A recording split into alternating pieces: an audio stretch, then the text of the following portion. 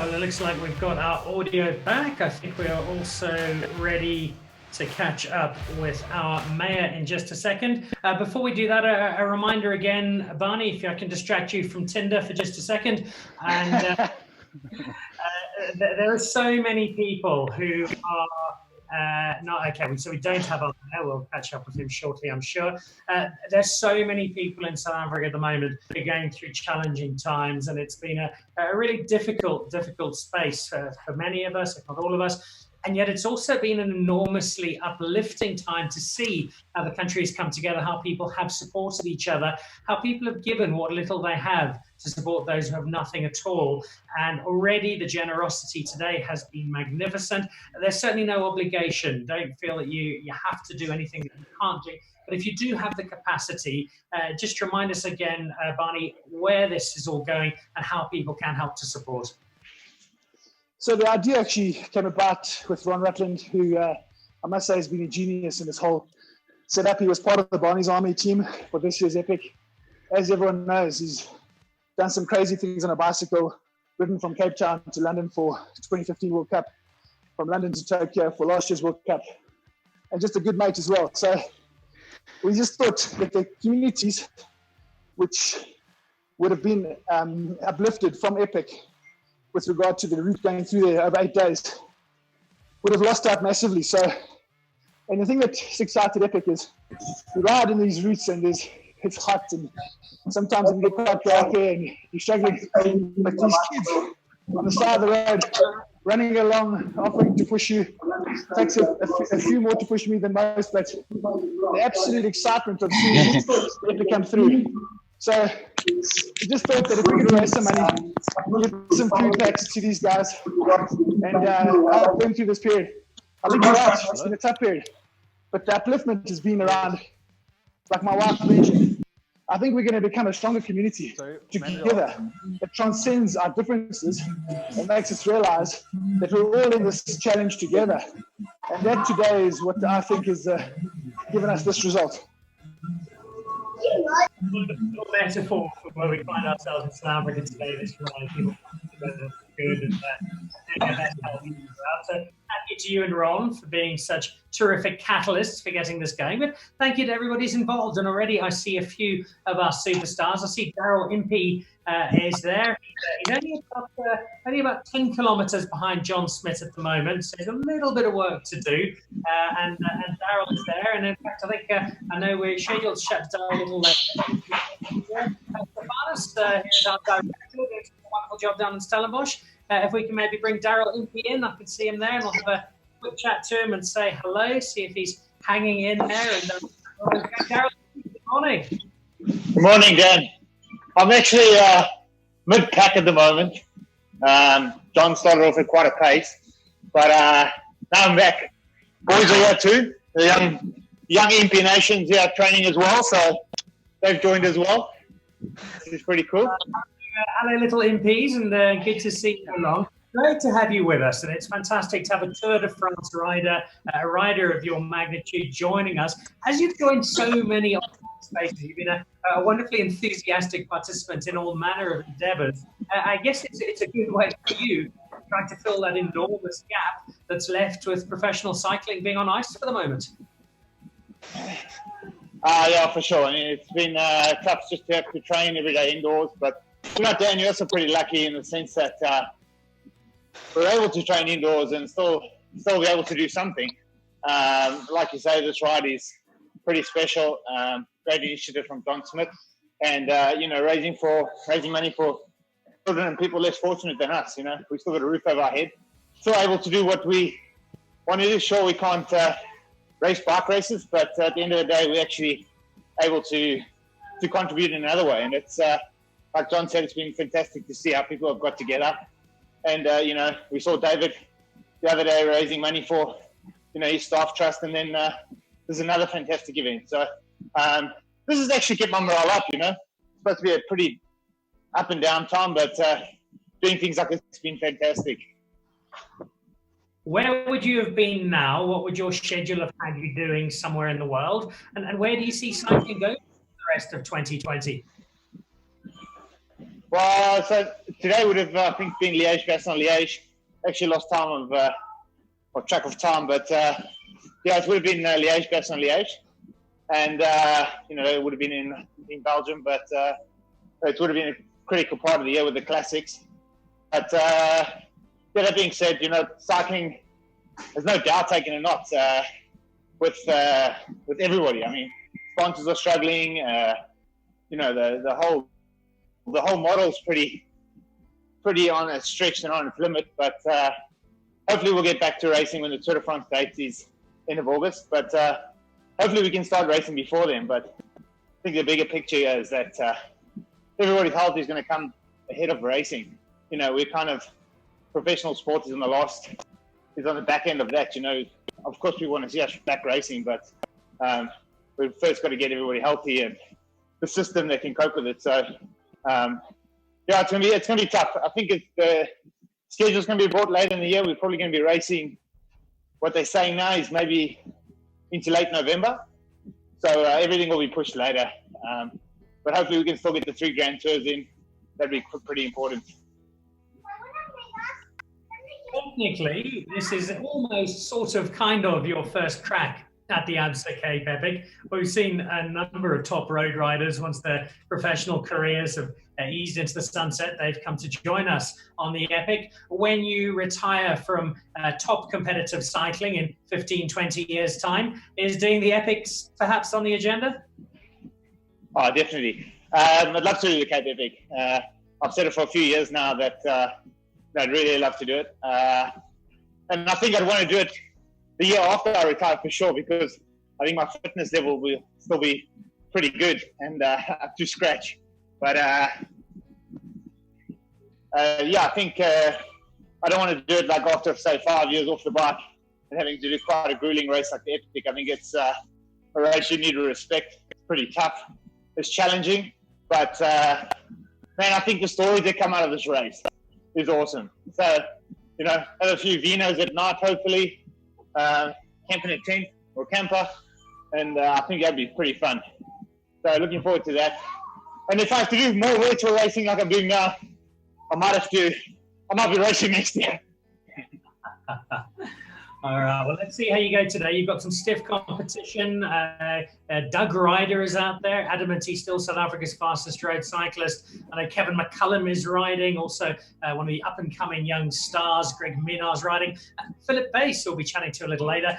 Daryl, thank you. We'll come back to you a little later on in the race and see how you're going. I want to say a quick hello to some more people from around the world. Neil Jennings and Howard Khan are watching us from down in Cape Town. Fiona Welsh staying up late in New Zealand. Fiona, lovely to have you on board. Kate Sherry, the semi-professional cyclist from Belfast. Ronald Gall, Marcel Keat, who's pledged just about every sport possible for South Africa, watching from her retirement village in East London. And Jake Boer, the former rugby star. I see John O'Manchies has finally got out of bed and is watching as well. Welcome, guys, to all of you. We are sending some food, some supplies, some resources down to a beautiful part of South Africa that we would have been racing through on this year's Epic had the race gone ahead. That part of the world is Ceres. It's a part of the world I absolutely adore. And in just a second, we're going to chat to Barnito, who is the mayor. But before we do that, we've got a little video clip to remind you what an enchanting corner of South Africa Ceres is. Tucked away between rugged mountains is the town of Ceres and its famous fruit plantations. The town is accessible only via steep passes and is the gateway to the Cedarburg Mountains and is the race village for the first 2 stages of the 2020 Absa Cape Epic. Tucked away between rugged mountains is the town of Ceres and its famous fruit.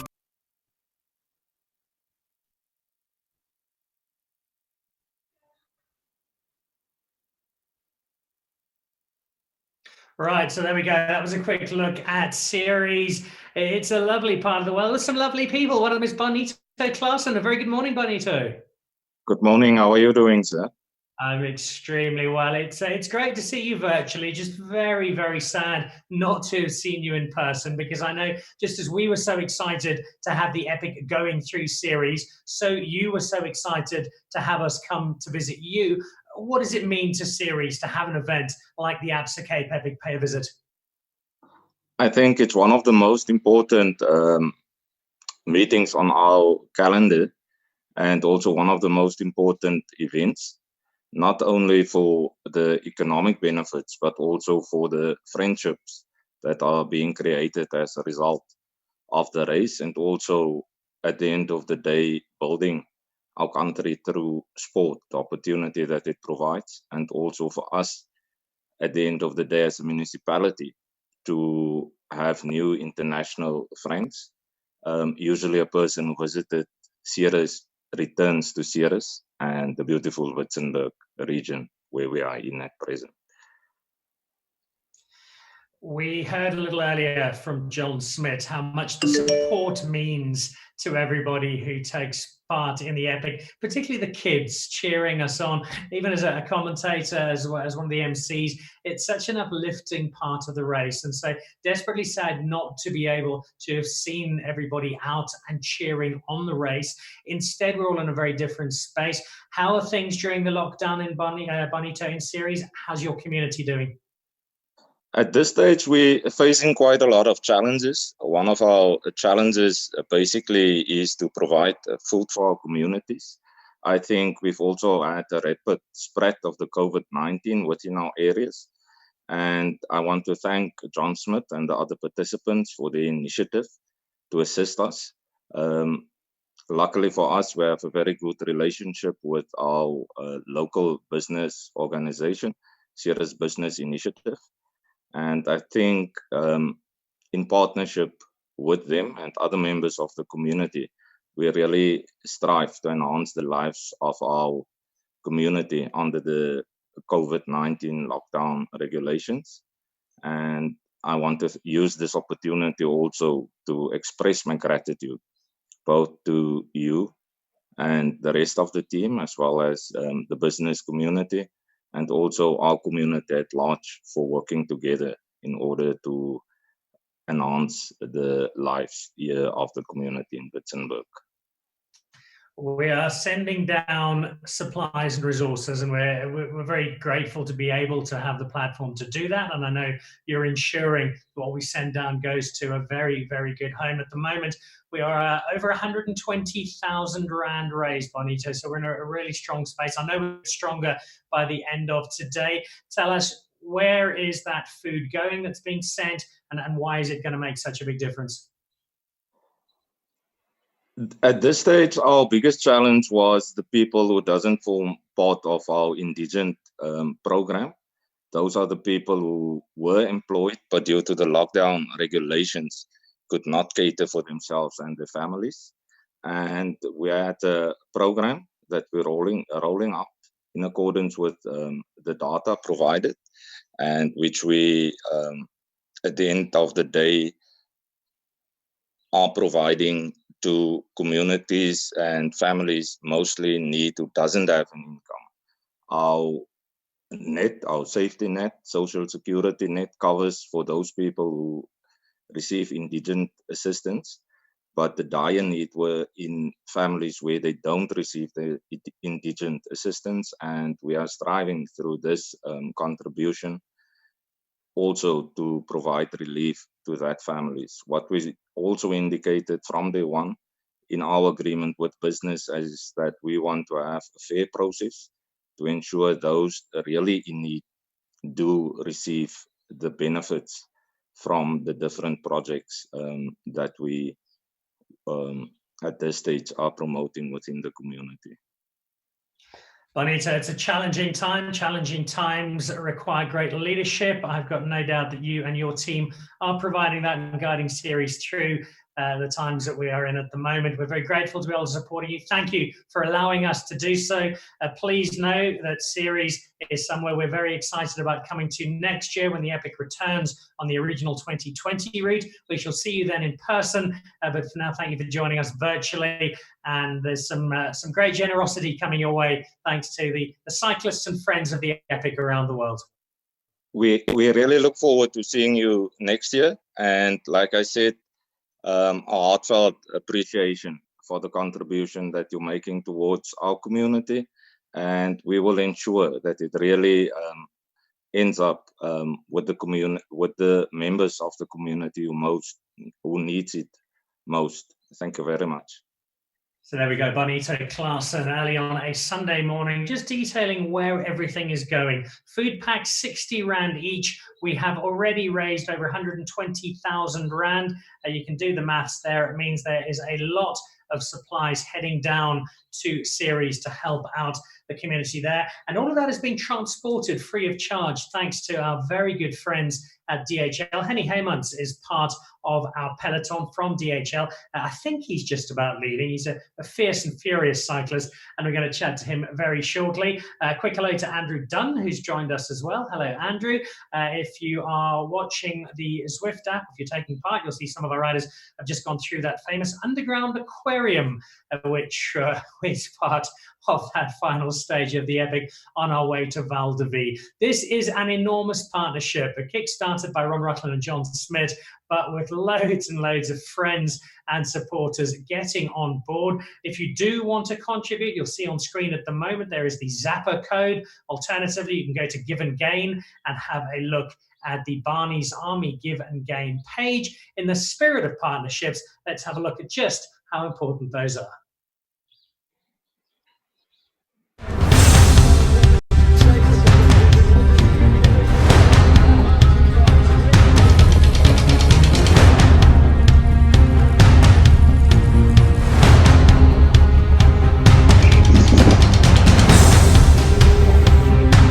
Anderson.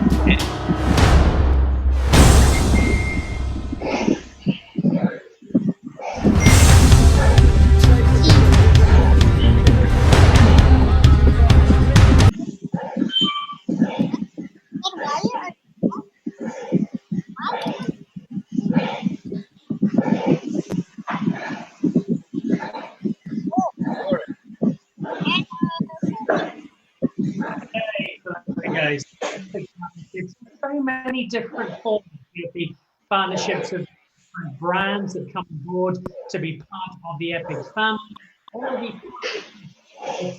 the basis of the teams who make their way around the Epic. We've got a number of those partners riding today. As mentioned, Ron Rutland and James Owens are both riding. They would have been riding the Epic today. And we'll speak to James and bring him in with Ron a little later on. And Shane Chorley, John Smith's partner, riding as well. Let's check in with a couple of our lead riders, and let's start with Ron Rutland. Let's see how things are going down in the KwaZulu-Natal Midlands, where Ron Rutland is using his bike to power his dial-up, so his internet speed stays. So, Ron, you're about half an hour or so in. How's the ride going so far? It's pretty hard to concentrate, and I think I'm probably coming at 750th out of 1,000 riders so far.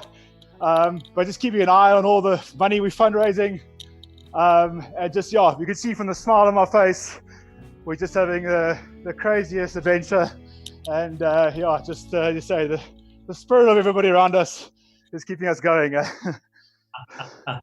Well, it's an Olympic spirit, and even in a virtual space, you can feel that coming through.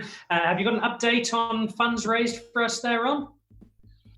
We had about 123,000, Dan, so I need to got very sweaty hands, so it's pretty hard to sort of check it on the various websites, but yeah, let's call it 123, 124 grand. All right, great going. Let's check in with your co-instigator, John Smit, who's moved his collection of 1930s wrecks out of his garage to set up a bicycle instead. Get line there. John, can you hear me there? We got Mr. Smit. No, he's on mute at the moment. He's already exhausted. Oh, there we go. Barney, how's the ride going? Good, can you hear me? I can indeed. Half an hour in, are you doing all right? Yeah, but I thought the script was clear. Don't talk to me on the uphills. We thought we'd give you a little test. All right, well, I'll tell you what, we've got, I know we've got Shane Chorley, your regular partner, so we're going to come back to you once you're on a down and speak to Shane as well, because right now we have got one of South Africa's top amateur cyclists with us, but he's here not just as a rider, he's also here because with the generosity that really does underscore their brand worldwide, a brand I've been lucky enough to work with a lot over the last couple of years. They have come on board to ensure that every single food is today will be distributed to series absolutely free of charge. That brand is DHL, DHL's global head of cycling. Benny came up. Hey, hello. Hey, Dan, how's it going? Very well indeed. Oh, you're looking good there. How you feeling? You're a prop cyclist. You do a fair bit of this sort of stuff. Not really, Dan, but you and I need to have a bit of a chat because I see very cleverly you've arranged for me to have this chat whilst we're climbing. So we need to have a conversation about your timing. But no, Dan, otherwise it's all good. Lovely to see you guys joining in their droves for a great cause and great people who's put this all together.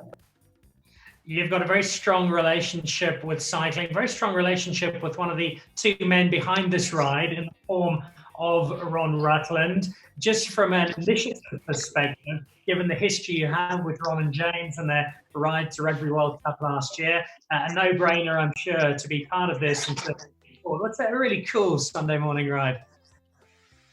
Yeah, I mean, we joined with Ron in 2015 when he started his journey to Africa for the World Cup. And yeah, I mean, later on last year, he joined up with James. And yeah, firstly, two amazing gents.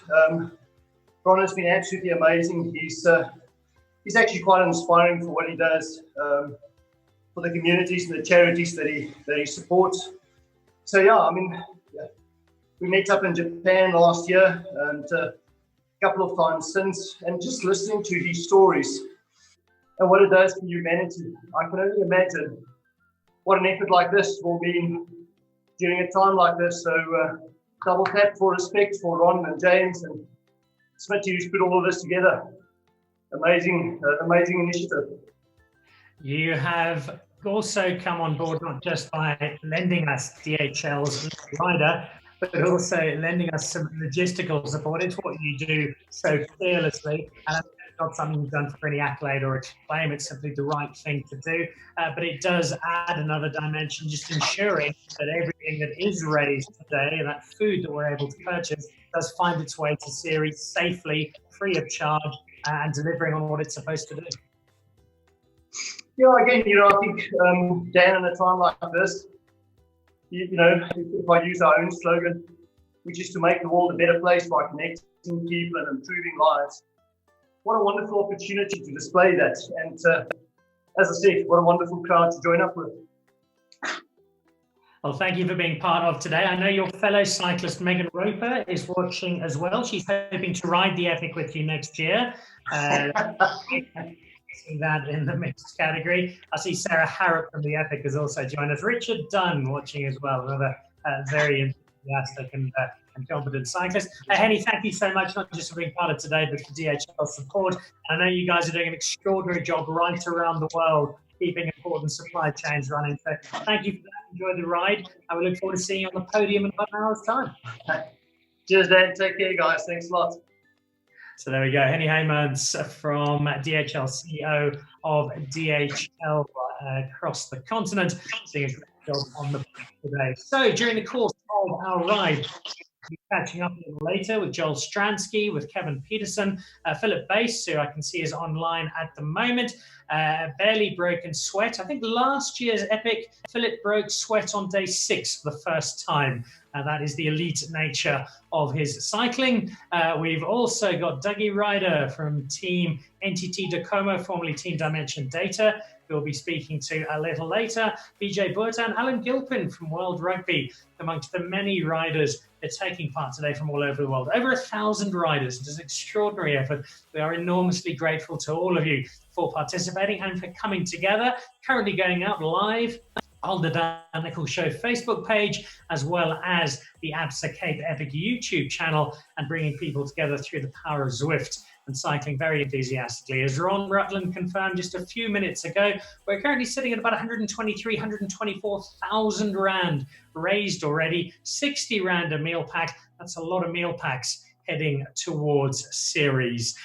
We've got loads of great friends watching on at the moment as well. I know we're waiting for Joel Stransky to join us.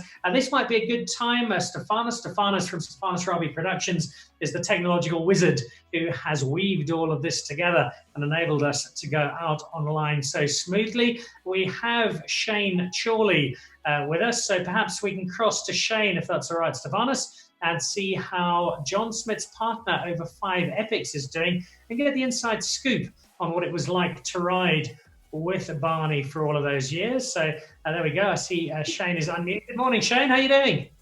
Hey, Dan. How are you? I'm extremely well. You're looking in great shape, which is not surprising because you are a fantastic cyclist. And you normally complain that the Epic is just a little too easy because you have to coast along with Mr. Smit. Would have been number 10 for you this year. Obviously, very disappointing not to happen, but definitely the right call in terms of the coronavirus. Does it just give you that extra bit of motivation to make 2021 all the more special? Yeah, absolutely. I mean, it's very disappointing. We had an amazing team together. So more than anything, I mean, just being with 12 other guys for the week and enjoying the week as we usually do, that must be the biggest disappointment.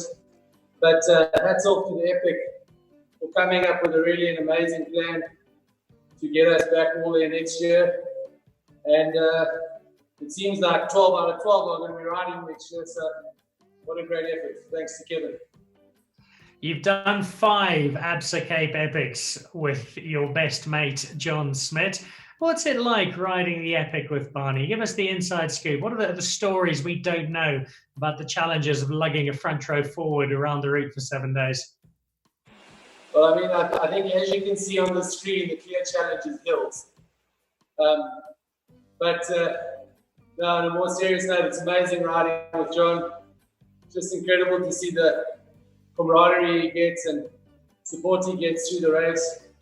And just as really good friends, it's amazing to spend a solid week together.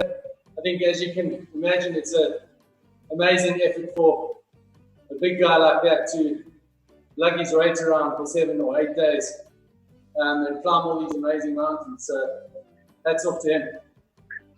Your partnership is a lovely story. I have a lot of fun at your expense every year, attributing a different rugby team and rugby nation to you, as people often think, oh, well, John Smit must be riding with another famous person. It's far more important than that. You two really are best mates, and it was a promise that you'd shared for a long time that when John finally finished his international rugby career, you would hook up and you'd get on the bikes together.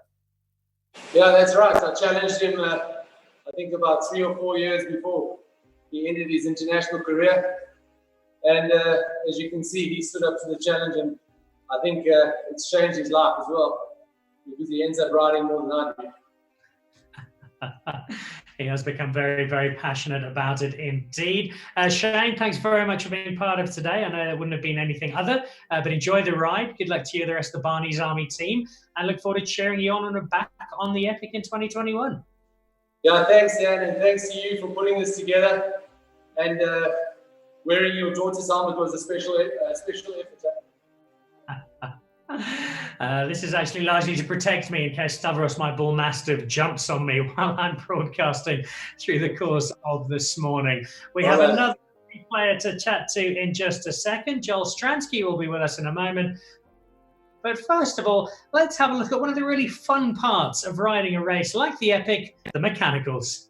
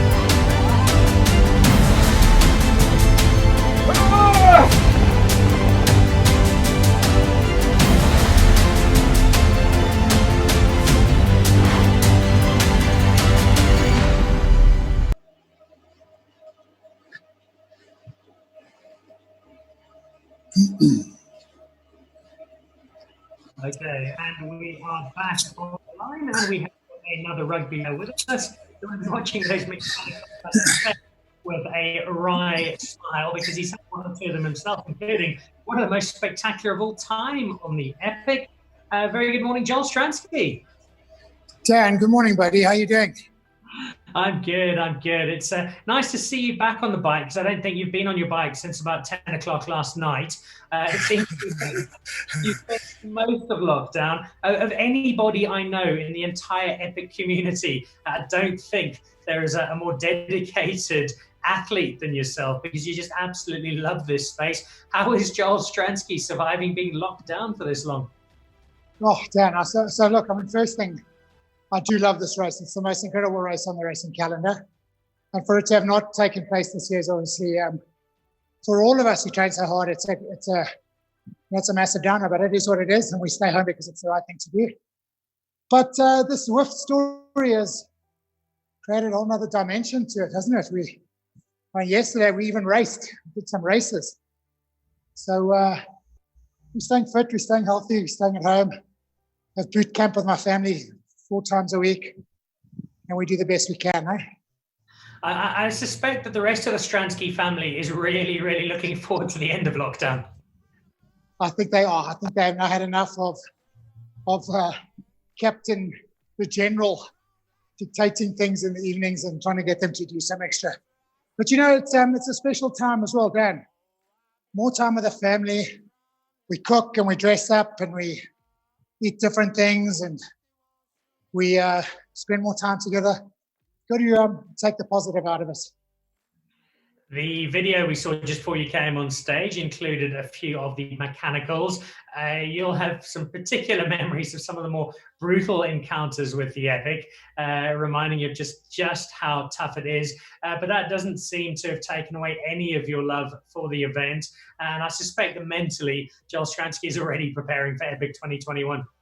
Yeah, absolutely. And I've already got my entry lined up and all sorted for next year. So this is the start of the training block. But it is that special event. It throws some big curveballs at you, and you bounce back, whether it's technicals, mechanicals, or the odd little tumble here or there. It's part of life, eh? When we get knocked down, we get back up and we go again. 1995, you were part of that remarkable Rugby World Cup victory that brought South Africa together so extraordinarily.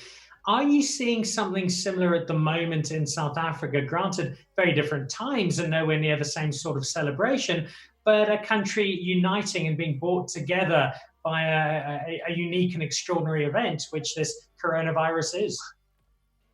Yes, I think it is that, isn't it? It's and probably the best example I can use is I was involved in a food drop on Thursday that we sponsored.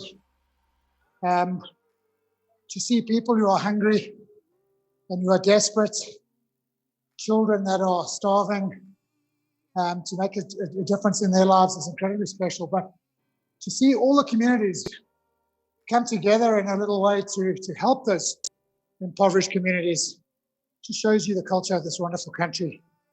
How South Africans come together in times of need and help whenever it's required.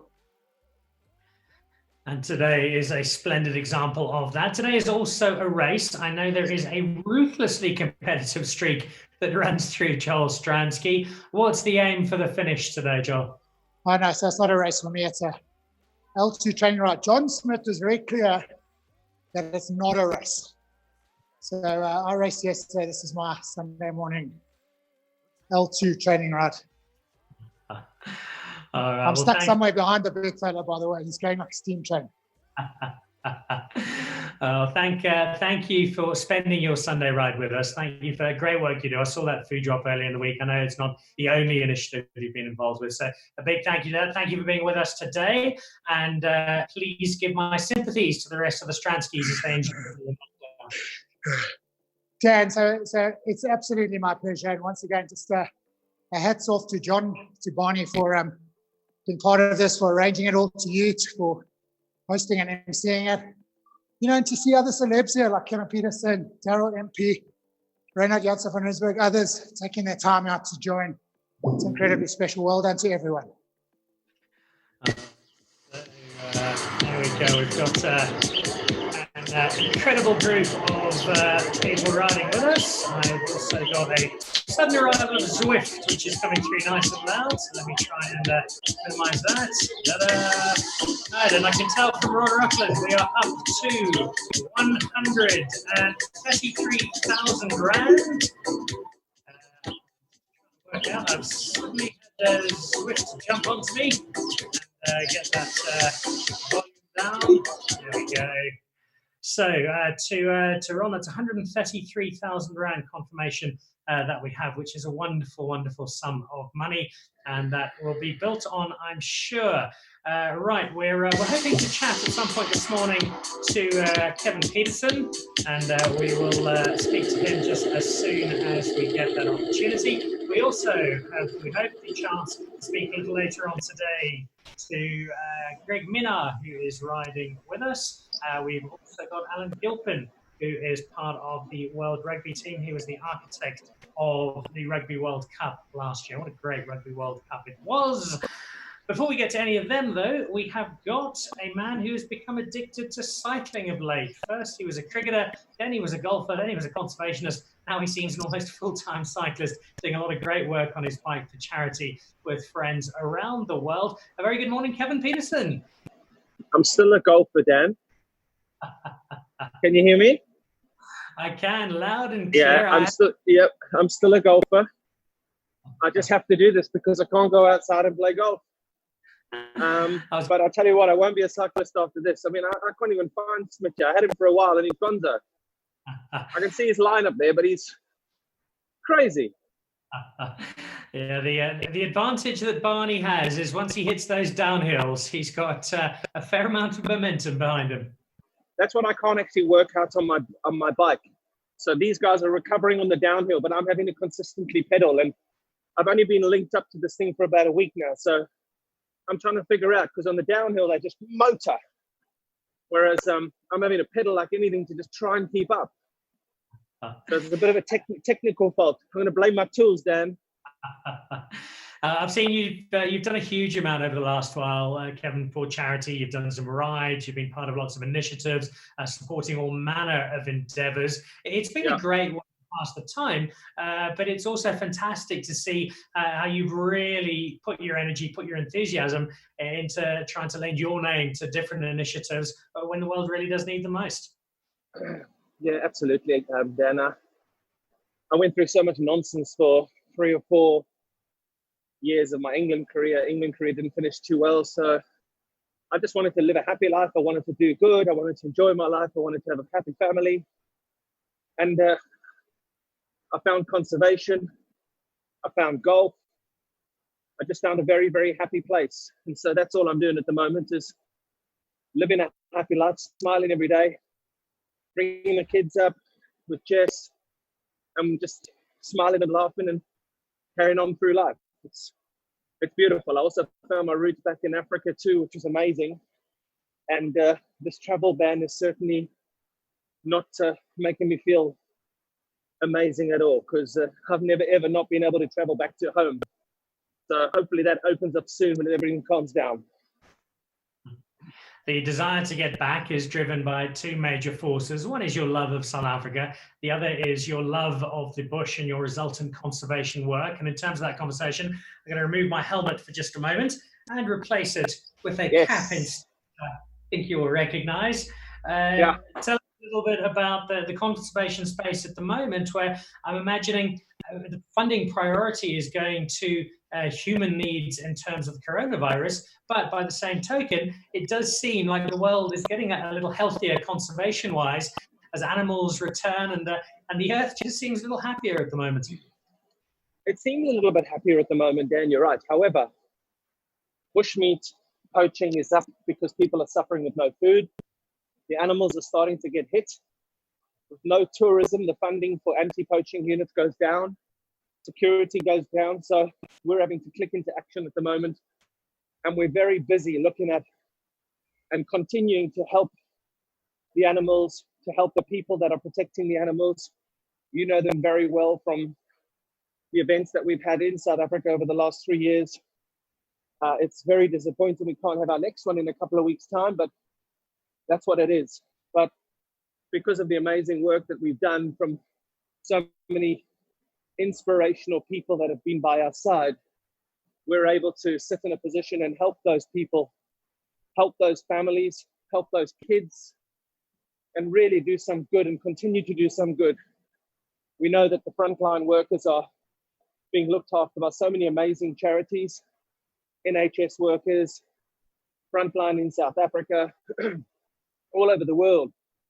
But we're concentrating solely on the front line of rhino poaching and the illegal wildlife trade, making sure that the people that are out there protecting those animals while we're sleeping at night are looked after, their families are looked after, the kids that have been unfortunately left by their father fighting the poaching war, we're making sure that their education is sorted, we're making sure that they are looked after, because this is a human problem as much as it's a wildlife problem. And from my side, as good a mate as Piers Morgan is and a couple of other journalists, I'm all over them at the moment trying to find one that'll go after the illegal wildlife trade, because why are we here?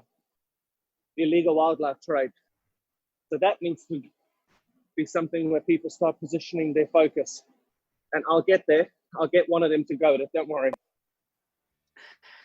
I have no doubt. You're a persistent man when you set your mind to something, KP, and it'll definitely happen. And it's a space that does require a great deal of attention. I'm imagining that as soon as it is allowed, the Peterson family will be onto a plane and headed to Mnganu Lodge. We will, mate. We were talking about it last night. We stoked the fire here in our boma, and I mean, luckily we've got Camille, Dur and wood that we get here, and so we at least have some sort of smell of Africa. But as soon as we're allowed to do it and everything calms down and we can travel, then we'll be on our way. Don't worry about that. Don't you worry about that. Final one for you. There are a number of your fellow Maritzburg boys involved today. Butch James is pretending to ride at some point. We've had Joel Strand on. But we've also got two guys who've done a great job putting this together. One of them being Ron Rutland, the other John Smit. Would I be right in imagining that when you were a young boy at primary school, watching John Smit playing for the Springboks would have been one of your more inspiring stories? Should you be making me laugh on this? I don't think I was born when John was winning his World Cups, Dan. But I heard that he was a good player. I heard that he was a good leader. But he's a horrendous leader on this. I mean, I can see his the line above his bicycle at the moment, and I can't catch the dude. I mean, he said he'd be cycling at 200 watts. I've been averaging 235 watts, and the oak's gone. Crazy. And I can tell you that he is relishing every moment of that, and we'll be sure to remind you on WhatsApp before the end of the day. Dan, nice to see you, brother. Kevin, thank you very much, not just for joining us, but for the extraordinary work that I know you and Jess as well. She likes to be behind the scenes, but I know she's a great force as well. Thank you to both of you. Keep cycling, and good luck with everything you're doing at the moment. Cheers, boy. Bye, guys. So there we go. Kevin Peterson pretending to cycle for 5 minutes before he heads off to chip golf balls in his garden. He's been involved in a lot of great work. Have a look at the work he's been to support the Ruth Strauss Foundation, amongst others, doing a terrific job. Helmet coming back on. I'm in a slightly dangerous space. I've got a large bull mastiff, Stavros, who some of you will know, who's been trying to jump on me for most of today. So this will keep me nice and safe. This was presented to me, actually, by Kevin Vermark on the occasion of my 10th anniversary of hosting the Absa Cape Epic, giving me a free lifetime entry, an entry he knows is completely safe because I am quite happy to be behind the microphone and doing a little afternoon wine tasting rather than actually getting on a bicycle. Big thank you to Brett Graham from the Laureus Sport for Good Foundation, who's joined us watching at the moment. And I'd like to just thank him and thank everybody else who's part of the Greater Epic family who have joined us over the course of today. Our Zwift riders, there are now over 1,000 of them, and they're doing a great job. And I'm keeping an eye on how those riders are going. And we're going to speak to some more of them in just a moment, including a man who's done a fair amount of epic riding himself. He is one of the shining lights of mountain biking in South Africa. He's a regular on the race and a really good friend of the Epic and a great friend of us all today because he's joined the initiative. Philip Bass is with us. So if we can get Philip there, I'm not sure if Philip's sound is up and running. We'll get that going in just a second. Philip, good morning. Hi, Dan. How are you? Good, good. An hour into this morning's ride, you basically look like you just got onto your bike, which is as should be expected for an internationally acclaimed rider such as yourself. Yeah, actually, hour in the ride, I've already had my first banana, so it's it's not a super easy ride, but it's good. It's fine. Talk to us about this final day as one of the pro riders. It obviously is influenced by where you stand in the race for particular jerseys. But what is the normal approach? And is there as much relief for you as there is for all the hard workers at the back of the field? Yeah, I guess, where you lie in the Epic, determines how you race each day, or how you approach each day. And yeah, it's worked out quite a few times that we target the last stage of the Epic. And there's definitely a sense of relief, let's say about halfway. When you get past stage 4, then you start feeling the relief. And then, with the last stage, it's definitely, by the time you get there, it's a sort of it's like it almost feels like they just started the Epic, and you find some energy. It's like everyone finds some energy for that extra last bit, and it just makes for a really fun finish, and makes the whole race feel like a breeze. We can hypothesize about what would have happened in the Epic 2020. What was your aim for this year? What were you gunning for as a team? Yeah, I think each year we just try and progress. But Epic, it's definitely one of those races where you sort of improvise a lot because there's so much that's out of your control. You can train really hard and put in all the hours and have the best gear, and then you get a mechanical in the middle of the race or something that's sets you back, like a illness or whatever. And we approach the race. You start off with the goal of winning it, and then after each stage you assess everything, and then sort of adjust the plan. And so I think the Epic is it's just sort of you prepare as well as you can with for everything you can control, but at the end of the day there's so much you can't control, and I think what pulls you through is obviously your team and your teammate, and how you can handle all the issues, because I don't ever had an Epic where there's been zero issues. So it's all about just sort of managing everything that goes wrong, because it's definitely something that will go wrong somewhere in the Epic. The riders towards the back of the field speak of the camaraderie, both on the bike and off the bike, the race village, but also while they're riding and cheering each other on and helping each other to get through those dark times as they're cycling 8, 9, 10 hours through a stage. Is there a similar camaraderie at the front of the field, or is it all just fiercely competitive? No, I think there's definitely a camaraderie at the front of the field. That's also something that changes after each day. You sort of form alliances, and then here and there you have a few enemies, even from one day to the next. And I think we saw that with Nina and the Avancini things. And after the ride, everyone's just gets along well, and all the just bike riders. And so there's definitely a sense of camaraderie. Might just be a bit more intense, but I actually think the back markers are the real tough guys out there. Spending 10 hours or 8 hours a day out there for 7 days is it's something I've never done, so I don't really know what it would feel like. Well, I've had a word with Kevin Vermark. He's very happy to partner you with John Smit in the next couple of years, if you feel the desire. Sounds good. We'll take a lot of downhill KOMs. Finally, just a quick word from you as one of the great South African epic riders and a cyclist many of us admire and look up to the rest of the field riding today, getting out on their virtual bikes and coming together to raise some much needed resources for the community and series. Yeah, I think it's really important, for everyone that's, I think there's a lot of people that's very privileged to be able to, actually have an indoor setup and, even just a screen to look at. So I think it's sort of a sense of, you have some sort of responsibility to, look after everyone. And I think it's just a great initiative. And I mean, for me, it's week 3 or week 4 now on the indoor trainer, and it gets quite rough, especially if you have to stick to some sort of program. And it's just motivating to do something like this, even if it's just virtual. We're already on an hour into the ride, and it feels like 10 minutes. So it keeps everyone motivated, and at the same time, you're really doing good for the rest of the community. I suspect there are some watching Philip who are an hour into the race for whom it does not feel like it's only 10 minutes.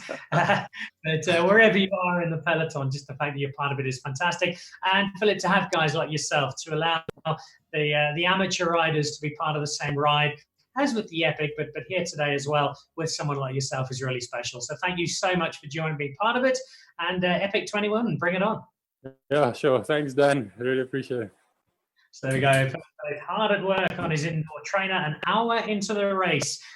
Great guns as we make our way virtually down to Val de Vie, where Rake Netling and his team await with hospitality. At least that's what they would be doing normally. Doing that again next year. It has become the grand finale, and what a finale. It is one of the great days of South African sport, a day full of drama as international stars come in and win jerseys, win stages, win overall race divisions, but also everyday riders who've been training away for months and months and months finally get to go over that line knowing that they have taken on and completed the challenge that is the Absa Cape Epic. Today is slightly different, but I think it's a challenge every bit as noble, if with a little less trouble of falling off your bike, because a lot of money is being raised for such a fantastic cause. There are communities everywhere in need. And today, thanks to the support of all of you involved, either cycling or watching and contributing if you're able to, we are helping out that community in series. We're going to be speaking in just a moment to Doug Ryder, the man behind Team Dimension Data as we used to know them, now Team NTT Docomo. Before we do that, though, let's have a look at the emotional boundaries on the Absa Cape Epic.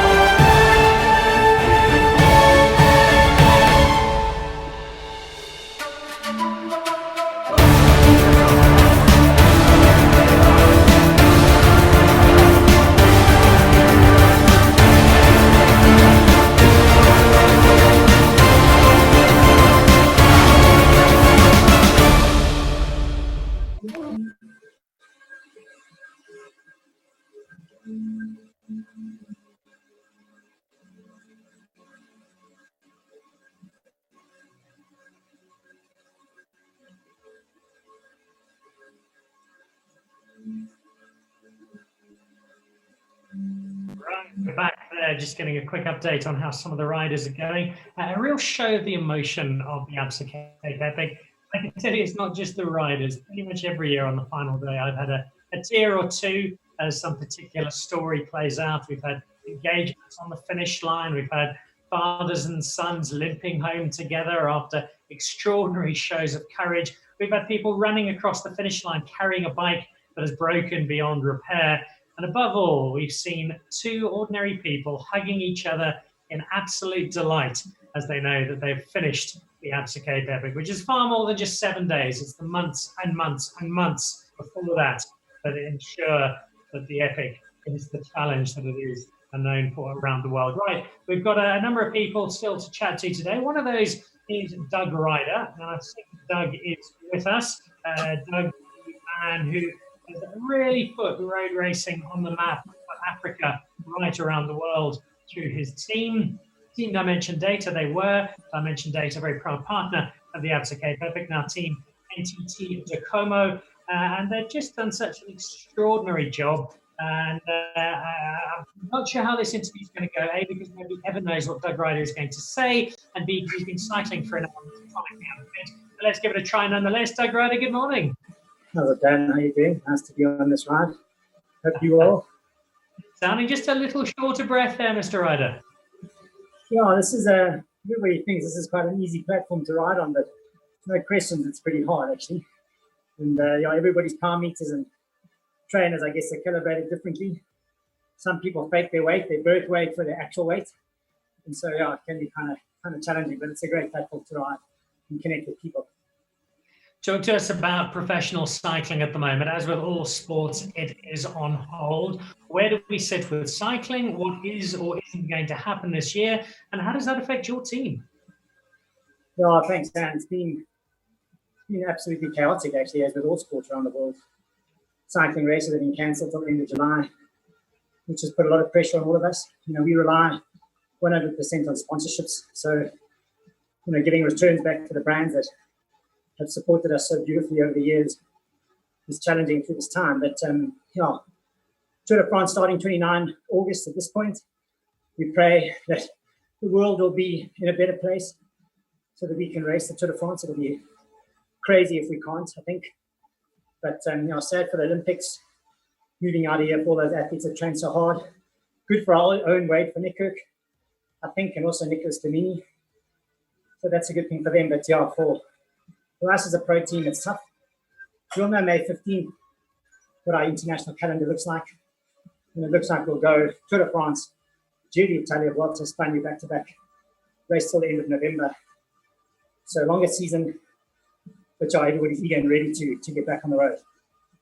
How much pressure does that put on your riders? Because you have such a carefully scheduled calendar for them in terms of who rides where, how they prepare, how they build up, what their individual roles are within a particular race. I'm guessing that's all completely turned on its head, and now you've got to rework that puzzle in its entirety.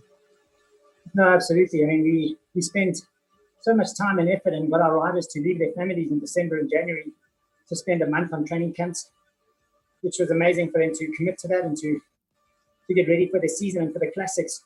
But then never happened. So those riders that, like Edward Bosenhagen, Michael Valgren, Daryl Empey, who's on this ride, those guys that prepare for such a big first quarter, and then recover for the tour. It's a big thing. So to remotivate and to get the guys back up, motivated again has been fairly challenging. A lot of our riders are in small apartments in Andorra, in Girona, and all over the place that are in lockdown and can't get out. And we've had many talks with psychologists to try and help their motivation and keep them off the depression, that fine line of happiness and sadness. And professional sportsmen, are for the most part on the fence when it comes to that kind of stuff, and they get a kick out of their victories and their participation and being close in a sport like ours, which is a team sport. It's not an individual sport, so they long for each other. We'll get there. We spoke a little earlier to Shane Chorley and John Smit and Ron Rutland, all chatting about the camaraderie that helped us get them through the ride. Philip Bass chatted to us about the camaraderie amongst the professionals at the front of the race. They're all competing for stage wins and for jerseys. What about the global teams at the moment? Are you guys working quite closely together? I know you're all fierce rivals when you start racing, but is it a reasonably close-knit community at the moment as you try and find out what's best for cycling and what's best for all of you? Yeah, no, absolutely, Dan. I mean, this is an opportunity. Cyclists are and cycling teams compete super hard. There's always seems to be a fight between the race organizers, the governing body of the sport, and the teams. But this is, this pandemic has united everybody, and it's actually beautiful to see how incredible human beings come together for the betterment of not only the world, like what we're doing for today to help people, but also to connect and to try and make things better and to get through this, in a more sustainable, consistent, concerning, I guess, and look after our partners in the sport in general and events, because we're all in this ecosystem together.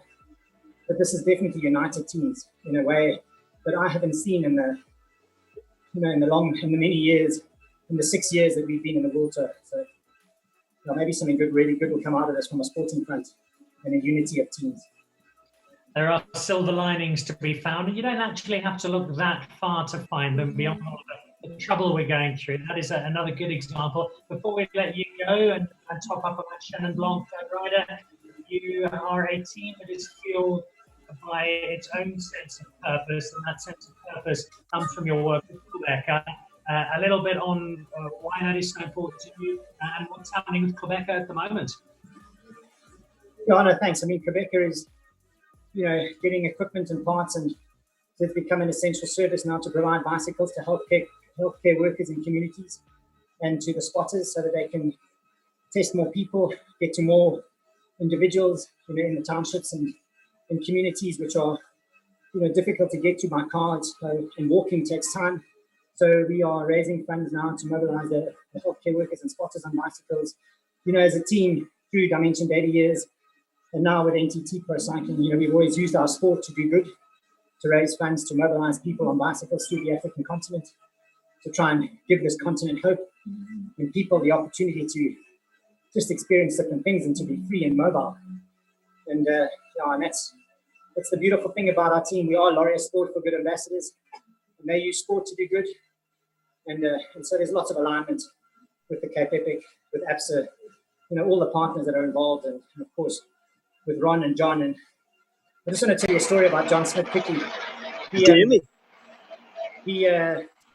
I was once at the Cape Epic and I rode the 1 year, and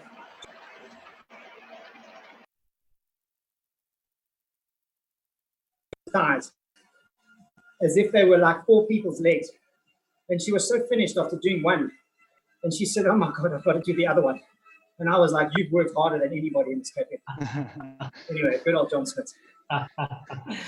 Yeah, so it's the shortest of straws at the Epic. John Smith's personal, a lot of work to be done.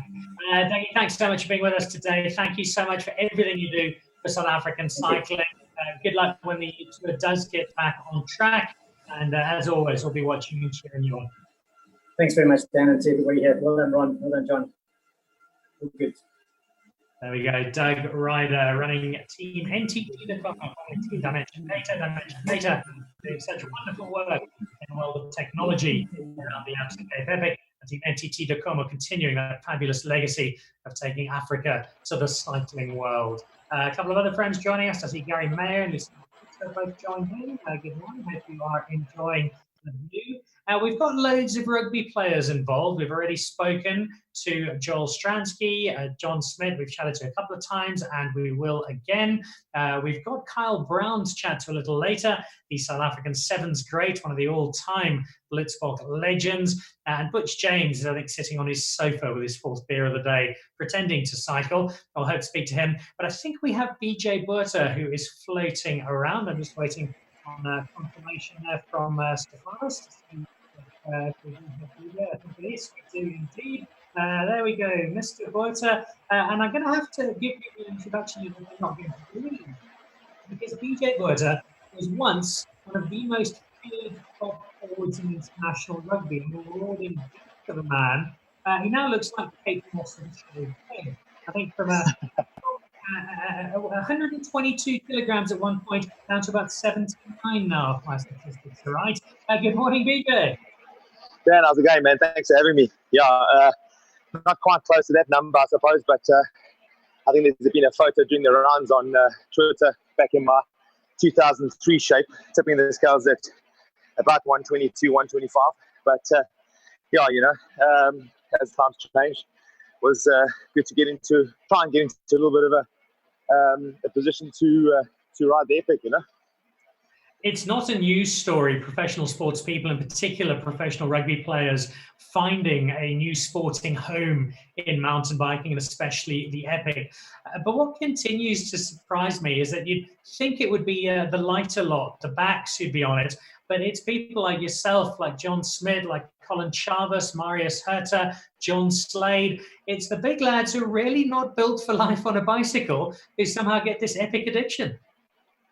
No doubt, Dan. I think, to be honest, it's the easy option compared to road running, to be honest. But testing ourselves against the backs, as you say, kind of, we've always fought that battle, forwards against the backs kind of thing. So we hope to believe that if the back can do it, so can a forward, and that much better. So, yeah, we're kind of, I suppose, trying to prove that right. You were going to be part of Barney's army this year, and also teammate to John Smit. What was your excitement level there? How much were you looking forward to your maiden ride with Barney? Yeah, jeepers, it was huge excitement. You know, me and Barney actually spoke shortly after last year, me doing the Epic last year with another friend, and yeah, I suppose it was a perfect fit. We were coming in sort of the same weight category, and knowing each other really well, we'll need it at those at the top of those peaks where no one's your friend. And to drive us over the mountains. So been there before, and yeah, so I suppose we know the right call was made, but I suppose look forward to riding again with him, hopefully for next year. But yeah, disappointed that we didn't, but knowing that the situation at hand, huge excitement, but something that we can hopefully drive on for next year. Just a little personal information. People are always interested what people are doing after rugby. Now that BJ Botha has finished being a star of the rugby world, a great career with Ulster, as well as your time in South Africa. Other than having lots and lots and lots and lots of children, what are you up to at the moment? Exactly. They are keeping me busy 95% of the time. But coaching in Ireland, you know, posted myself, came back from France and then situated myself in Ireland, in Limerick. And coaching there with Munster's headquarters right there and trying to build up my coaching profile. And then what we also do is a brand called Shadow Ball, South African brand, which is that skills ball we provide in South Africa and in Europe. And it's basically a ball to use indoors or off a wall. And it's really kind of taken off now to keep the guys' skills in sync, you know. So we run that product out there. And with that comes camps and academies. So, yeah, keeping myself busy at this stage anyway.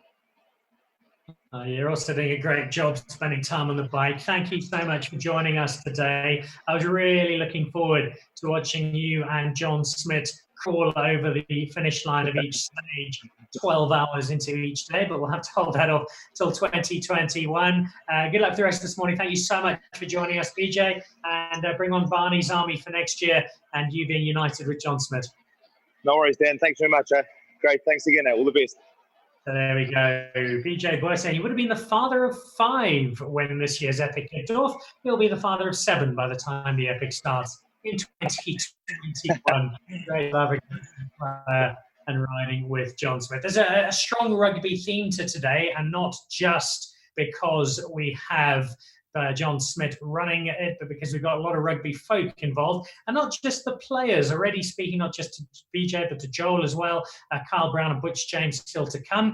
But we've got somebody with us who was the architect, the mastermind of last year's Rugby World Cup. It wasn't just, I think, the best Rugby World Cup ever. I'm struggling to think of a better sports tournament in terms of its all-encompassing success. The result, of course, did have a little to do with it, but it was a marvellously run spectacle, great entertainment, and that was a huge team, but a team run by a World Rugby's head of cycling. Hello, Alan Gilpin.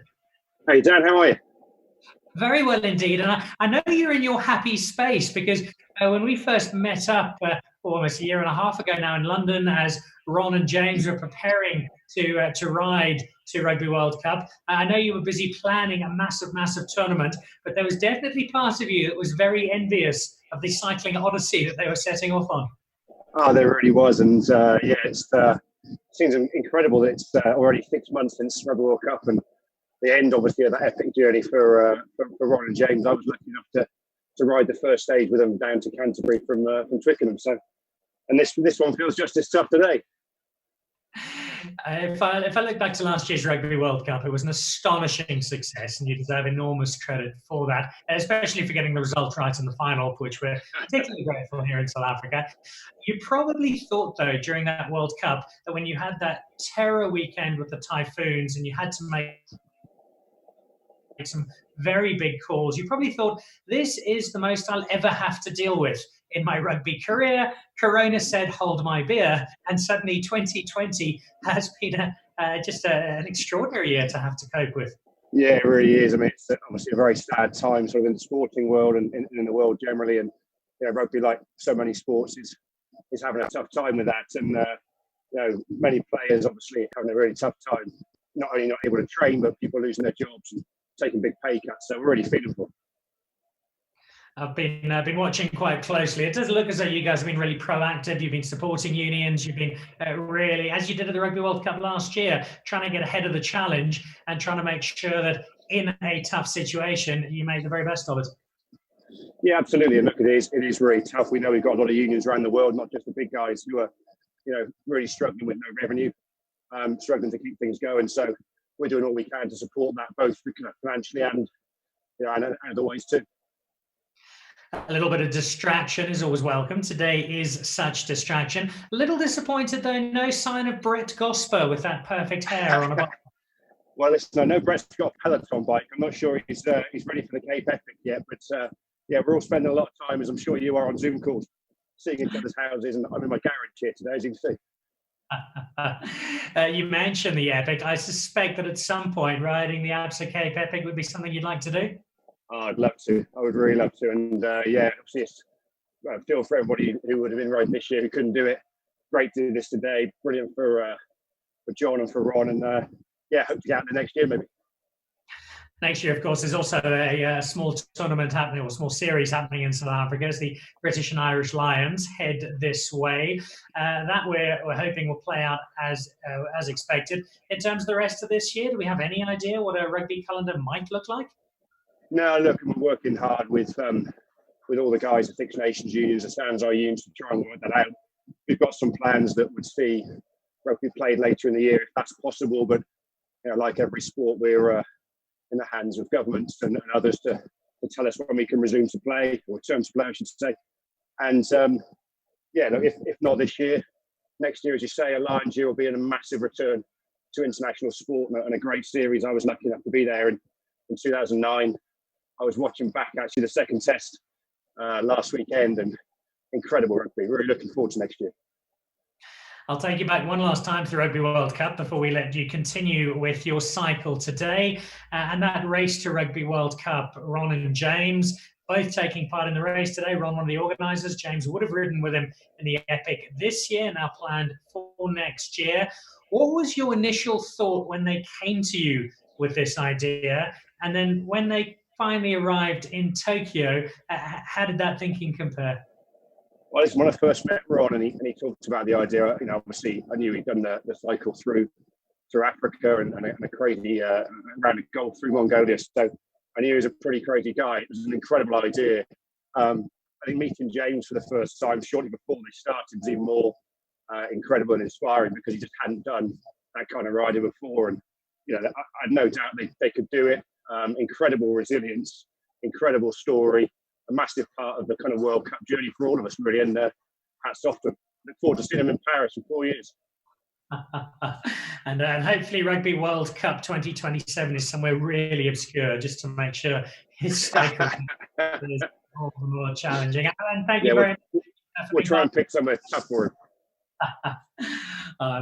Thank you for being part of today's ride. We look forward to seeing you back in South Africa next year, if not before, and possibly on the Epic start line at some point. Alan Gilpin from World Rugby, who ran that tournament so well last year. Great friend of Ron Rutland's in particular. And we're going to go back to Ron and bring in James Owens from Hong Kong in just a second. But before we do that, if somehow you missed it, I don't know how you did, because it was almost bigger than the Rugby World Cup itself.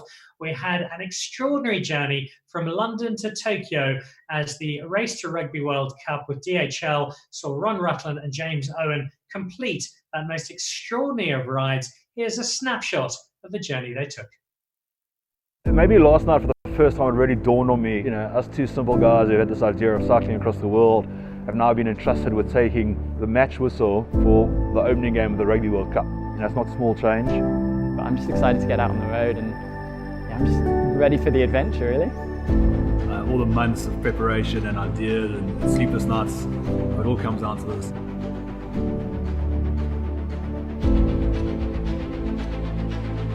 Having James involved in the Race to Rugby World Cup, it's a huge thing for Chad van Passeback. And our coaches in Laos and Vietnam can't wait for him to arrive. We're now just a matter of minutes away from Germany, where we're going to be meeting DHL team. They've got a welcome lined up for us. We found 3 Japanese friends here. From here to Tokyo. We're now on a ferry crossing from Europe to Asia. How nuts is that? We've crossed Europe. Some pretty hostile conditions out here. I cannot feel my face. Ron, you right down there? We are breaking it down here in Tehran. London, Japan. Yeah. My bicycle. It's really good. It's been unreal up in the Pamirs. We're just about to cross the Kalma Pass. Here on the Karakoram Highway. Welcome to India. Team DHL here in Kathmandu. Those legs are on fire. I've known James for 8 months or so, and quite honestly, never seen him happier. I think for the first time for me, it really hit home just how much Passeback meant.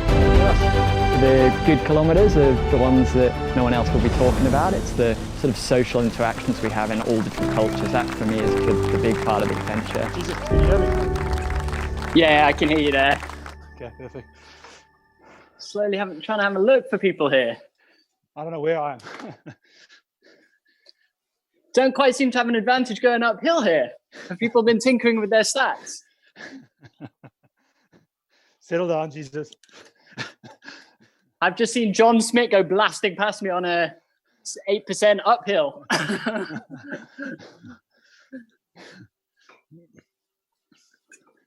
He's obviously a fat kid that can climb. Yeah, clearly.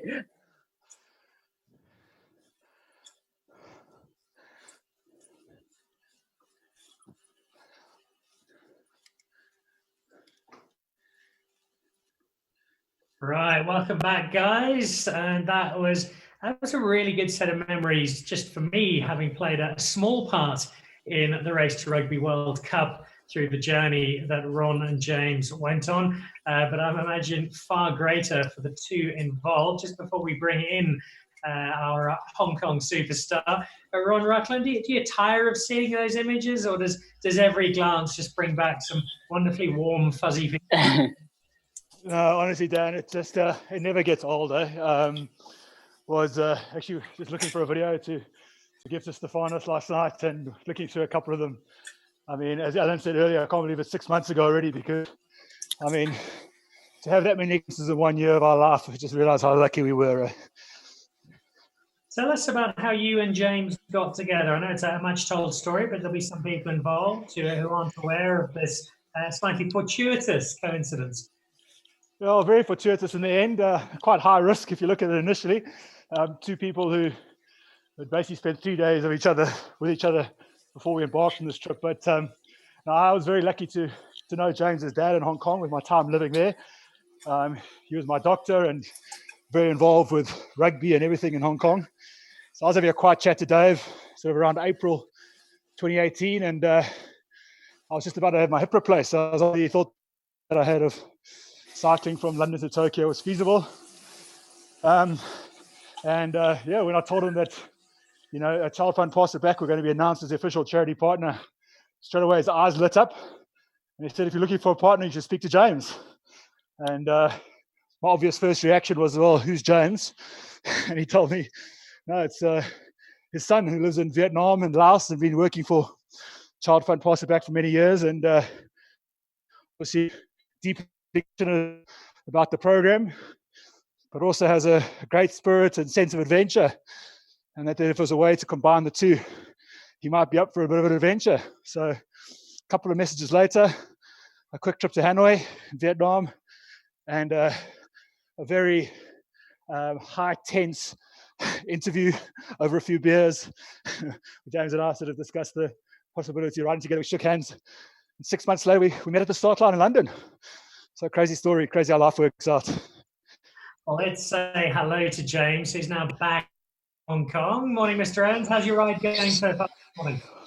Yeah, good. Thanks, Dan. How are you getting on? It's my first time ever on Zwift. Ron and I just couldn't keep ourselves apart, so felt rude not to join him on the bike. You have struck up, and you've gelled into a remarkable partnership, which is a great feature of the Absa Cape Epic, but also this adventure that you have undertaken. When you got spoken to by your dad, who suggested have a chat to Ron and have this conversation, did you have any inkling at that point what you were actually getting yourself in for? No, to be honest, I think it really hit me on day one there. Yeah, I hadn't really spent much time on a bike. I think it had been about 5 years before since I'd been on a bike. But I mean, I love adventure, and obviously having been working for Child Fund Pass It Back, I think that was sort of enough to get me on the starting line, and then, yeah, the rest was history. You mentioned Child Fund. It's an important parallel between what we're doing today and what you and Ron did over that remarkable trip from London to Tokyo, supporting Child Fund Pass It Back, supported by DHL, supported by the Laurier Sport for Good Foundation. What is Child Fund Pass It Back, and why is it so important to you? I mean, as we can see today, sport is such a great platform to unite people and bring people from around the world, different cultures, different backgrounds together.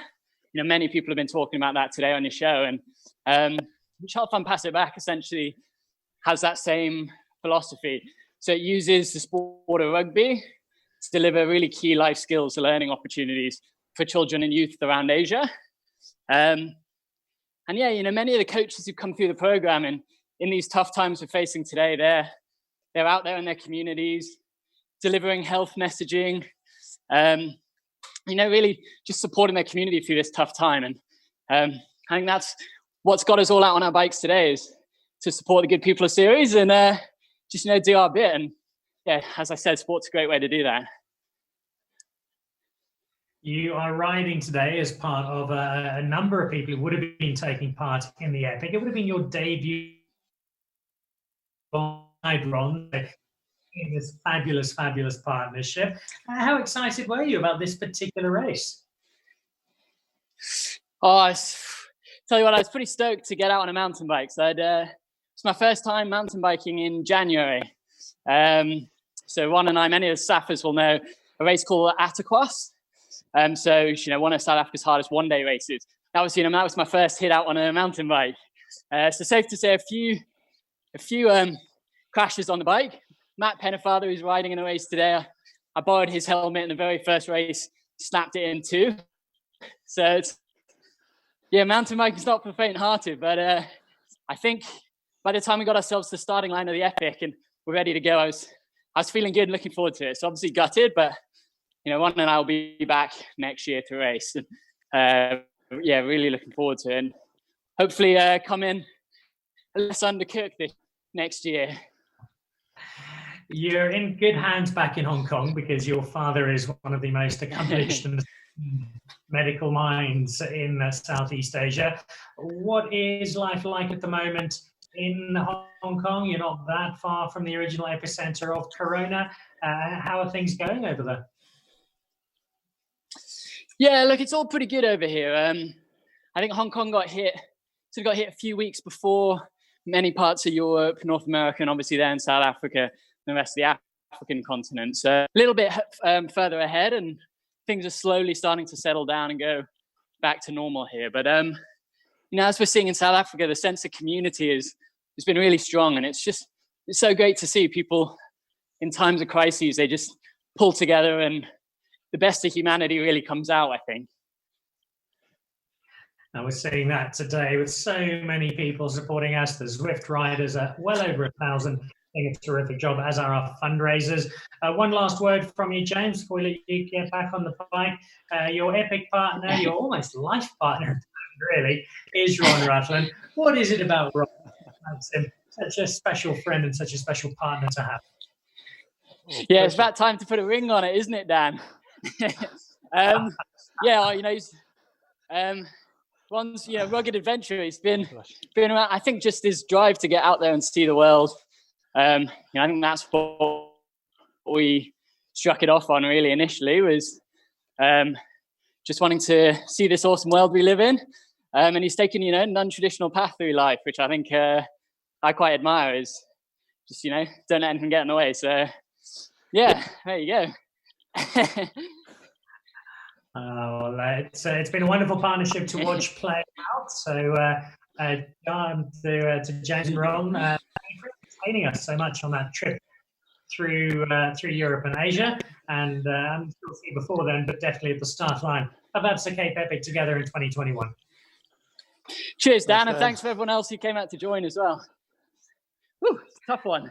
So, two great partners. I see Dimitri Kouvelakis, the Greek cyclist, is watching, friendly, keeping an eye on our kids next door as they add little background noise to today's charity ride playing out. We are over 133,000 Rand and counting in money raised today. It has been a monumental effort, and I am hugely grateful, as are Ron and Barney and the rest of the organisers, for everything that you've done in being part of today, a day that is orchestrated from a technological viewpoint by the great Stefanos Rabi, one of South Africa's finest directors, who has, as usual, done a terrific job in working on technology and bringing us all together. So Ron and James are one terrific partnership. We've already alluded to an earlier one in John Smit and Shane Chorley. You have chatted to Shane. I think it's a good time to drop back in on John Smit and hopefully find him on an uphill. Barney, how are we doing? I'm on an uphill. Dan, I told you, that's not the script. Is it? It's not just one long uphill for you, John Smit. Can you hear me, Dan? Loud and clear.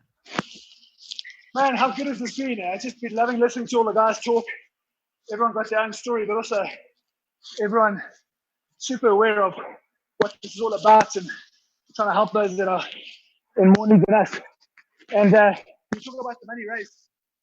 There's way more than that. Just from personal messages to me, the likes of E&I, Rich Mark, Blue Label, SSG, we are way over the 200,000 mark. All the donations from 46 Rand for one pack to up to 50 Rand at a time. I want to thank all those. An anonymous donation, 20 Rand. And a huge thanks first to Ron, who was the brains behind this, and then to Kevin from Mark, Absa Cape Epic, and Zwift, who put this together. It's as fun as it is, it's much harder than it seems. So I'm very grateful that Mr. Adventurer Ron Rutland is quite experienced in this kind of thing. He is indeed.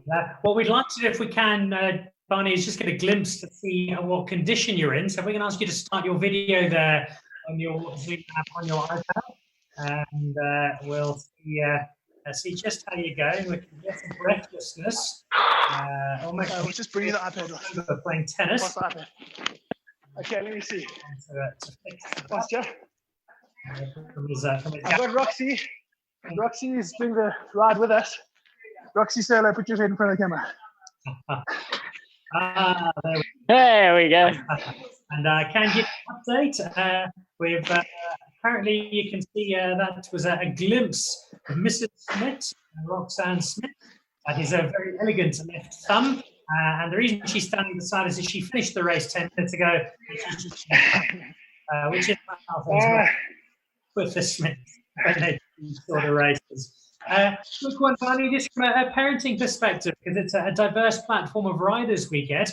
What's life been like in the Smith household, trying to manage kids of assorted ages? So we got our eldest is 13, first year of high school.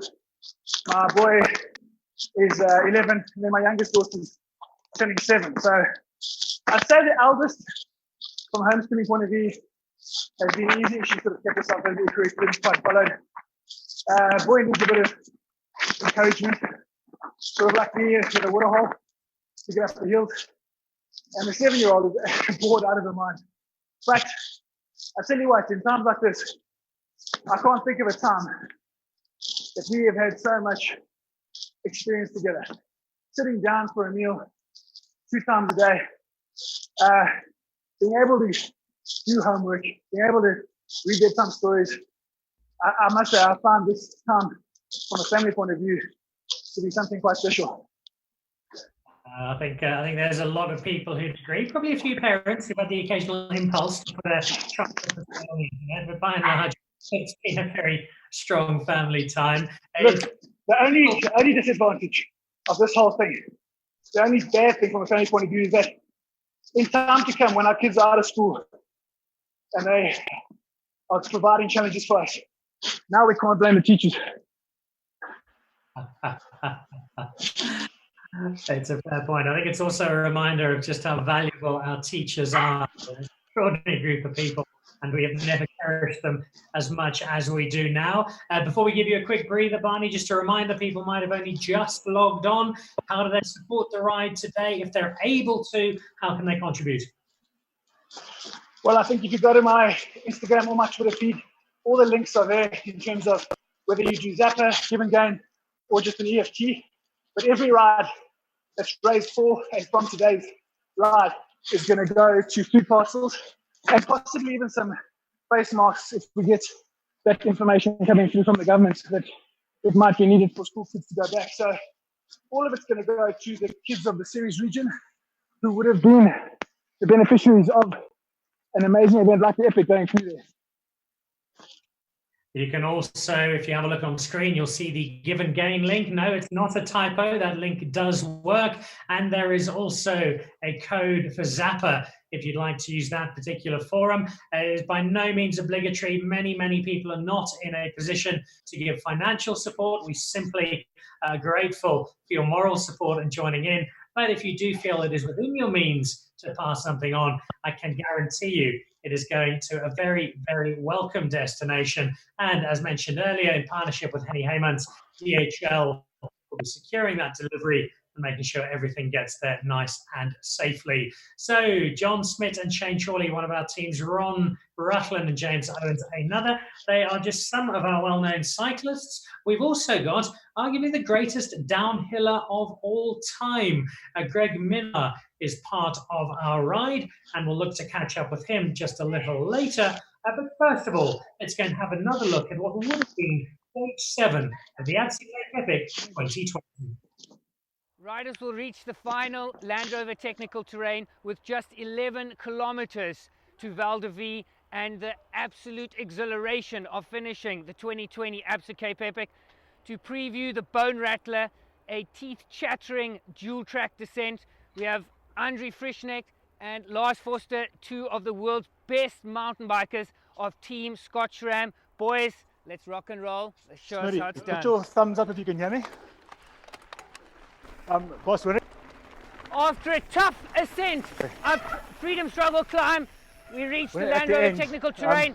Lars I know it's pretty obvious, but boosting when you, I'm sure you'll just Andre thank on my everybody left, on the companion app. the left and right lanes, just say, just to make sure that they've got obviously no pressure or whatever, but just let the guys know that donation links are in the bio for the race. It's incredibly rocky and not much sand in between here. We've got a harder section, but when it is rocky, it's a hell of a rocky. Now, here comes Andre again through on this left turn, making sure he's got a good view of the upcoming section. Geez, you could see the rock flying out from him. Another sandy section. So it's deep sand interspersed with hellishly rocky sections. Andre getting safely behind Lars there. Yo! The first real challenge of the technical terrain section comes with this huge right turn. See if I can get inside of the boys. Oh, Lars just outfoxing me, and Andre, there he comes, just past, sneaking past. You've got to keep your control. Big rocks in this section. Wow, didn't expect that. So again, following closely is a very dangerous affair. Here's a big jump. Whoa, check this section. Whoa, massive rocks. Whoa, big drops. Holy moly. Whoa. Shush, Lars looking back. Make sure Andre came through that turn. He's banking off that edge there. Check his body position, perfect. On the tracks again.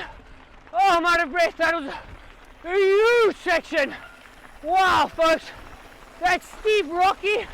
You can't ask for more from the Land Rover technical terrain. Oh, you don't want to end your 2020 Absa Cape Epic there. Whoa.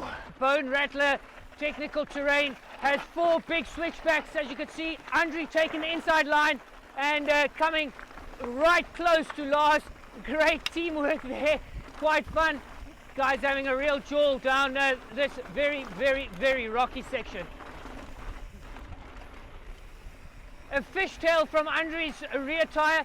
So Bone Rattler can be characterized with soft sand sections and hellishly rocky, and one has to be careful to make sure that you can ride both sections without coming a cropper. Oh, another hellishly rocky. You can see the skill of the Scotch Ram boys pulling away from me down this section with the rock steps and a lot of actual really rocks that are solid in the ground. Here's the 4th and final switchback. Andre getting his foot out for extra stability. The Scotch Ram boys are pinned. The final few hundred meters of the Stage 7 Land Rover technical terrain is an open dual track which is littered with more rocks, if you can believe it. See Lars threading the needle here. There's no real significant line. One just has to make sure that you have the following distance once again to make sure that you don't hit any big, large, baby head sized rocks. Oh, cool double jump from Lars, showing his skill. That's Bone Rattler done and dusted, folks. The Champs-Élysées of mountain biking awaits, and an ice cold glass of champagne. Thanks Lars and Andre for a fantastic trip down Bone Rattler. Woo! These boys can ride. You!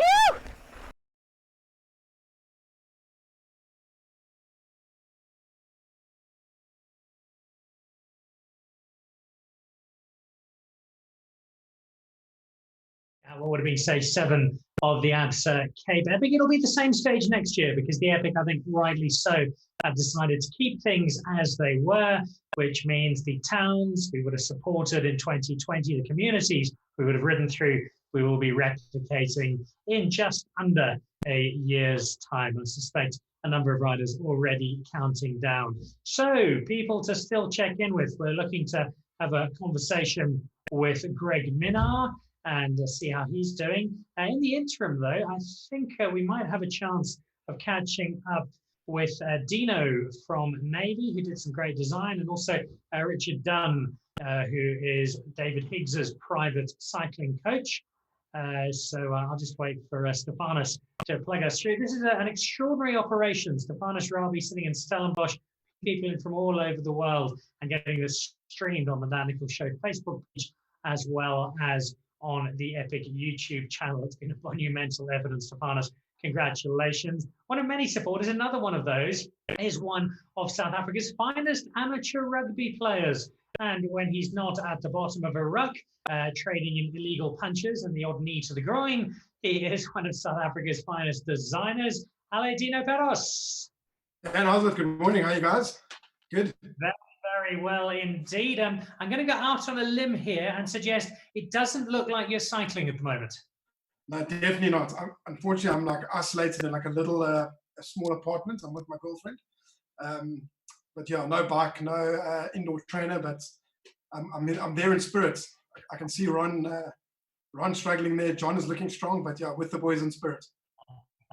And you've also been with them in support over the last few days. You've been a very, very busy man, I know, because we've had a few conversations over the last few weeks.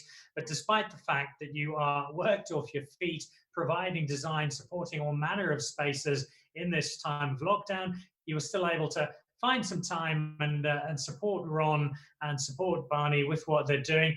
Why do that? What help have you given, and what was the motivation behind that? Well, I've done a lot of stuff for Ron over the years with when he was with his journey with Fat Kid on a Bike. We helped him with all his talks that he did, invites and seminar sort of invites. Then his journey with the longest hole, we helped him with that as well, which was great. It's just been a great journey to be part of it. And we also go way back with the Cape Town 10s. I know Ron is obviously one of the founders of the Cape Town 10s, and my agency has been doing work for the 10s for the last sort of 8 to 10 years. So yeah, we go way back, and it's always just been a pleasure to help out where we can. During this lockdown period, we've been doing a lot of work with Moosey My Mind's new movement called One South Africa, and doing sanitizer labels and all types of things, and food parcels and all that kind of thing. And yeah, when Ron came along and asked to help out with this, it was a pleasure. Always happy to help. Interesting how the world has changed and how the scope of work has changed. We've all had to be incredibly creative. That comes naturally to you and your team. We're almost 2 hours into the race. You and I are both sitting very comfortably, as opposed to everybody else who's currently taking part. A few words of encouragement, particularly to Ron, for getting through the rest of this today, Dina? Well, I actually wouldn't mind seeing a little bit of Ron. I see he's turned himself off that. I don't know if it's because he's struggling or he's be nice to see a pic of him. But yeah, give it horns, guys. You're doing a great job, and I see the money's coming in there, so it's awesome. And I wish you guys all the best. And I'd like to say I see Roxy is with John as well. Roxy and I did a bit of work recently, and she was an absolute champion with the work we did. So yeah, good luck to Roxy as well, and John, and yeah, give it horns, guys. Oh, there we go. We'll let Dino go, because although he is not on a bike at the moment, he will be doing a half marathon on his treadmill with his fellow runner Martin Tucker a little later on this afternoon, and we wish them the very best of luck. Dino, thanks for all your support both today and through all of Ron's endeavours. That's Dino Peros from Navy. If you're looking for world-class design, then Dino is your man to speak to. A big thank you to the Pellet. Right, who else do we need to chat to? We're backing hold of Greg Minnar at the moment, who is probably halfway through this morning's cane and cream soda and preparing to join us on the ride. A great character. I'm sure we'll speak to him at some point. We do, though, have another of our rugby stars, and that would be as great a Blitzbok as we've had. Not just a fantastic player, but an immense leader, and a man who would have been part of the Absa Cape Epic for the very first time this year. Kyle Brown, I think you're with us. Good morning, Kyle. There we go. First things first, Dan. This is not a simple Sunday ride. I don't know who put that in the bio. That's a load of nonsense.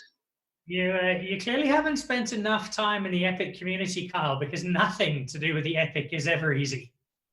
Jeepers, this went off unnecessarily hard, and it's finishing unnecessarily hard.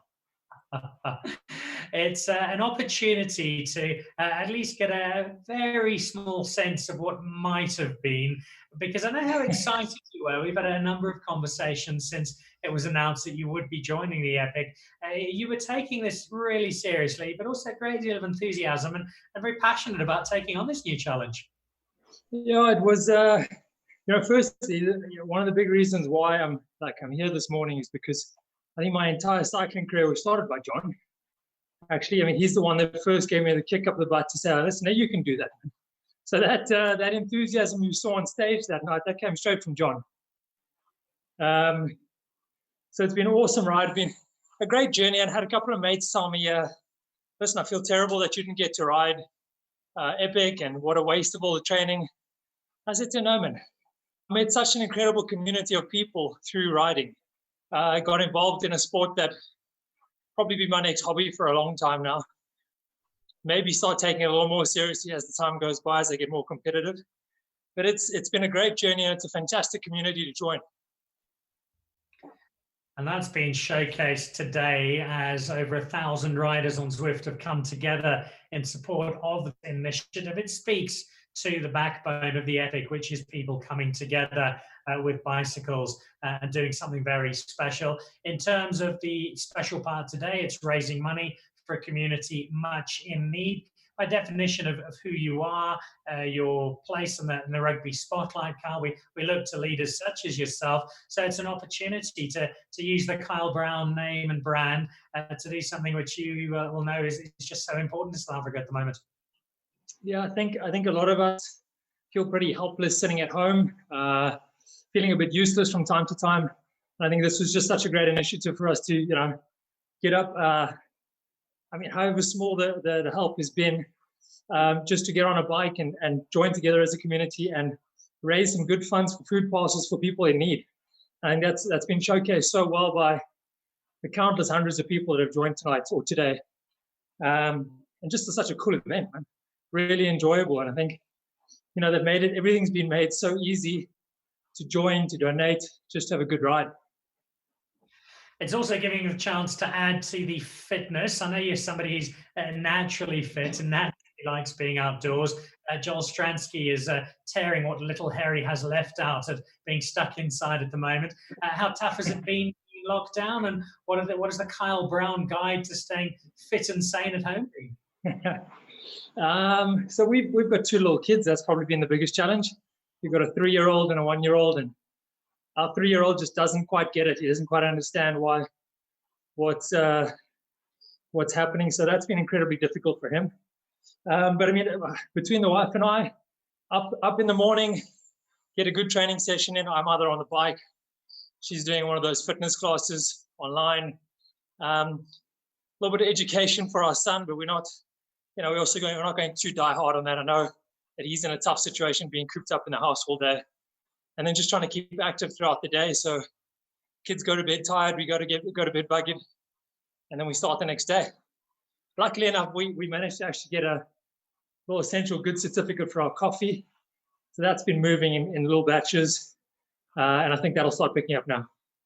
All right. Yeah, we're hoping life begins to open up just a little. Exercise does seem to be on the horizon from next week, so the odd jog around the block might be possible. Until then, we've got to be at home. Message from Kyle Brown to people who, whether they're struggling financially, they're struggling mentally, they're just battling a bit at the moment. Some words of comfort. Jeepers, that's a tough one. I'll tell you what we've done as a family. Maybe that might help. I think it's a good time for reflection at the moment. I think everybody knows that business and the economy is not going to slam into fifth gear straight away. It's a good time now to start looking at those unnecessary expenses, consolidate a little bit, figure out where we can cut the fat, and how we're going to move forward. We found a lot of, I think like John said, in the difficult times, we're very grateful for being able to spend time with the kids. Hasn't been easy. Hasn't been easy at all, don't get me wrong. But we're just trying to make sure that we're grateful for the moments that we get. I suppose we realize we probably won't be getting this much time together for a long time again. So a little bit of gratitude, a little bit of consolidation, and then setting some new plans for the way forward. Absa Cape Epic 2021. I'm here on the bike, aren't I? Keep riding away. Thank you so much for being part of today. I'm really sorry I didn't get the chance to see you make your debut this year. I am very much looking forward to it happening in 2021. I'll be around for a while, and thanks to the people at Land Rover for making sure that we've got an entry for next year again. It's an incredibly special group we've got there. There we go. Kyle Brown, one of our great Blitzboks, one of our great leaders, and one of our great additions to the Absa Cape Epic family.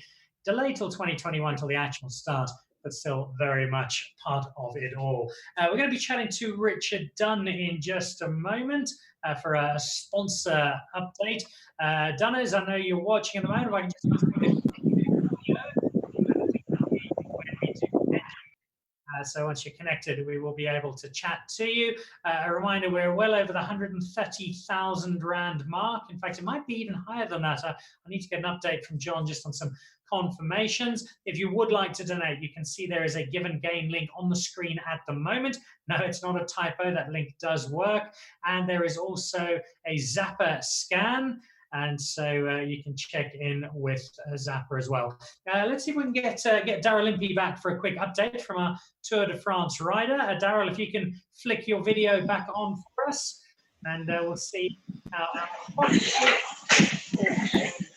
doing. And catch up with them. Daryl Impey. Hey Dan, yeah, it was all right. I was with Smitty for a bit, but I don't know where he's gone now. He's just behind me now.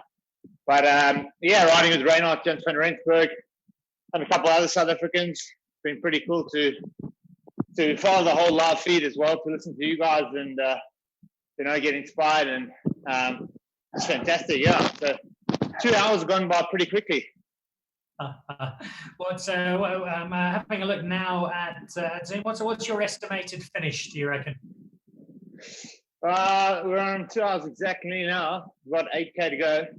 I'd say 2:15, round about there.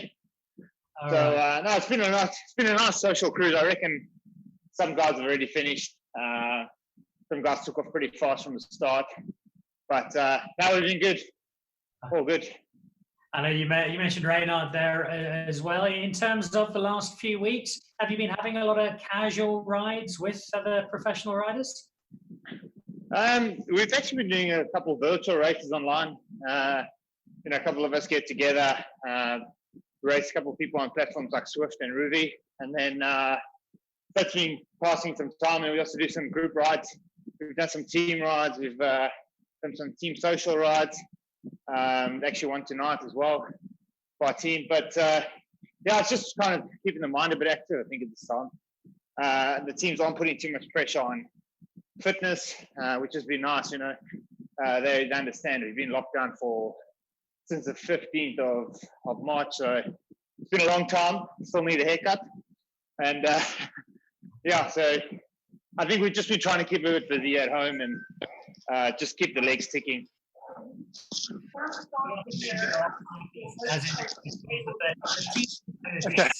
Important, not just in an actual race, but the broader space. Have you guys got a WhatsApp group? You're chatting to each other each day? You're staying in touch a lot? You're referring to the team. I mean, yeah, the guys on the team, we've made it like a Monday. We call it the Monday pub call Zoom meeting. We all kind of get together.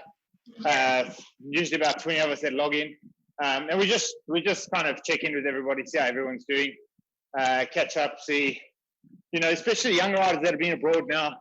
I'm lucky I'm still with the family here, but there's a couple of youngsters here in Spain from Australia, first time away from home, and they're stuck in an apartment, so we're kind of just trying to check in with them, and being some of nearly one of the older riders in the team. We kind of just do a general assessment of how everyone's doing, and then kind of report back to the team to say, listen, maybe need to give so-and-so a call and just check in on him. He looks a bit down, or he didn't say much today, so that's been quite good. I mean, we've never done that before, and it's been quite good to see the cohesion between the group.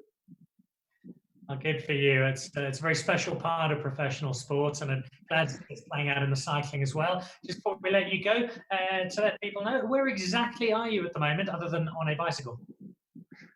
In Spain, in a place called Girona. So we've been here since February, and obviously now it's actually quite exciting day today, Dan. We've been given the green light to take the kids out for a walk. So the kids haven't been allowed to walk in the streets or anything. So today's the first day that Spain's actually opened up to families. So you got the kid, you can basically go walk to the park with your child. So some people are going to be wanting to rent our kids because we've got 3. So, but it's 1 kid per adult, so it's like a strange system. But we're really looking forward to just getting out today as a family and just getting a bit of fresh air and a change of scenery for the kids. Much needed, I'm sure. Do enjoy it. Thank you so much for being part of the ride today, Daryl Impey. Really appreciate it. Thanks, Dan. Well, let's leave one top rider and go to another. Man, he's written the epic a little. He is David Higgs's private cycling coach. And of the epic, Richard Dunn. A very good morning. Good morning, Dan. How are you? Well, indeed. Nice to see you on the bike. Your passion of sorts. You've been riding the Epic, so this is, I suppose, for you, an added bonus for 2020. Yeah, this was a rest year for me. So I did quite well. I told my mates they're riding it. 2020 feels like a rest year. So I feel for the guys that have spent so long on the bikes. So I was fortunate enough. Obviously, this is massively disappointing because we were still very involved in the event, but from a professional point of view. But yeah, I didn't feel the pain like a lot of cyclists who went through that 6 months of training. But pain is a good word because it's something that everybody around the world is going through in one space or another. For the Absa Cape Epic, a difficult decision to make. It was the right one to make, but not an easy one at all. For you guys, do a fantastic job representing Absa and working with Absa around the event. How did it affect you guys as a sponsor, and how challenging was it for you as playmakers to deal with what played out? Yeah, well, obviously, Dan, I think the timing was unfortunate for everyone, you know, it wasn't necessarily, and it is what it is. You've got to deal with it, you know. And yeah, I mean, we had obviously 3 of the villages were already built, I think. So it's 3.5 of the villages already been built, and obviously all the food had been purchased for the week for the Absa hospitality. So, you know, a lot of commitments have been made. Absa have been tremendous through the process, though, and I think the Cape Epic have put a fantastic offer back on the table for all the riders, you know. So I think at the end of the day, everyone's actually won a little bit around the Absa, you know, around the Absa Cape Epic. We've also had a sense of victory today, I really feel, because we've had such an enormous gathering online for this particular race. It showcases the very best of the Epic, it showcases the very best of the cycling community, and even though we're all sitting apart or on our bikes apart in different living rooms and lounges and garages around the world, it really does feel like that community is together today. Yeah, it's amazing. I mean, to see it feels like a bit of an epic day when you got on the start line, you see everyone in the kit. The only thing it doesn't justify it, I see like John's 15 Ks ahead of me. That's impossible. I don't know what he's riding on. I think he could be a Zwift doper. Illegal use of binary code on his bike. Yeah. 2020 now moves to 2021. The race route will stay as it is. Is it something that you guys now already start planning for and getting ready for?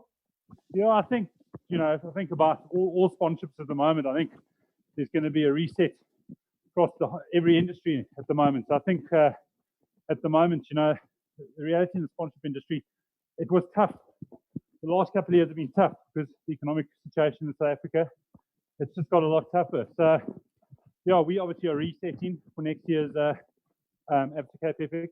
But I think the whole industry is, like a lot of industries are resetting. So it's going to be interesting how things turn out. I think one of the challenges is that ultimately events form part of the hospitality industry. We could be one of the last sectors to recover fully, you know, and that could take a couple of years. So, you know, I think we're in for an interesting ride for the next couple of years as an industry as a whole. It is what it is. We'll get out of it. We're just going to have to knuckle down and, you know, be innovative. I mean, you look at what Ron and John have put together here. Fantastic. Got to think differently how we do things, you know, and it's the evolution of business, etc. At the end of the day, it is indeed. 2021, we'll definitely see some different looks to the Epic. We'll also see you as part of it because, in closing, on the Friday night before the Epic should have started on the Sunday, if I'm not mistaken, you officially confirmed that you'd be riding next year with Chef David Higgs. there's absolutely no chance. He's an absolute weapon on the bike at the moment. I'm not going near that. Staying well clear of him. He did, as you know, he rode 360 Ks on Friday. There's absolutely no way I'd ride an Epic with him. He's an absolute weapon. He's at the front of this group again. I'm right at the back. I'm in the Buffalo category, Dan. You know that I'm 110 kgs. I can't ride at like 75. Kevin McCullum's my kind of partner. That could be a dangerous team and an entirely different understanding of race. Dennis, thank you so much. You and Playmakers are such an integral part of the success of the Absa Cape Epic through your work with Absa. Good luck with the ride today. Good luck with the recovery over the next month. And then good luck for 2021. Cheers, Dan. Thanks for hosting us. It's been a great morning. Thank you. So there we go. Richard Dunn, who is no longer riding with David Higgs, to the enormous relief of David Higgs, but I'm sure we'll see him out on that route in 2021. It was a big, big call to make, and the sponsors of the Epic have been particularly good in terms of how they have put things together. And we've got lots and lots of people who are either taking part in this race or watching it or supporting it. We're very grateful to all of you. A reminder again, the Give and Gain link is on the screen. If you are able to contribute, so too is the Zapper scan code, which is another way to contribute a little money. All of that money buying food packs, it goes down to series, to a community that really is in need. And again, we say thank you to DHL for transporting all of those food packs down. We've had terrific support in the build-up to this. A lot of influential people have been spreading the gospel. And one of those is a man who is locked down in a house in Greenside, and I believe is down to worrying levels of Hunter, which is his standard form of hydration. Good morning, Kevin McCullum. Good morning, Dan. Down to the last 2 six-packs. It's getting tense. Oh dear, and that tension won't be eased by your daily job being so different. Better than just about anybody in the country. You cover and then write about South African sport. You've done so for a very long time now, with great passion, with great success. Suddenly, no sport to write about changes your world quite dramatically. Yeah, it does. I was talking to David Higgs about this and how it changes journalism and how guys have had to work harder to get better stories, to be able to tell stories in different ways.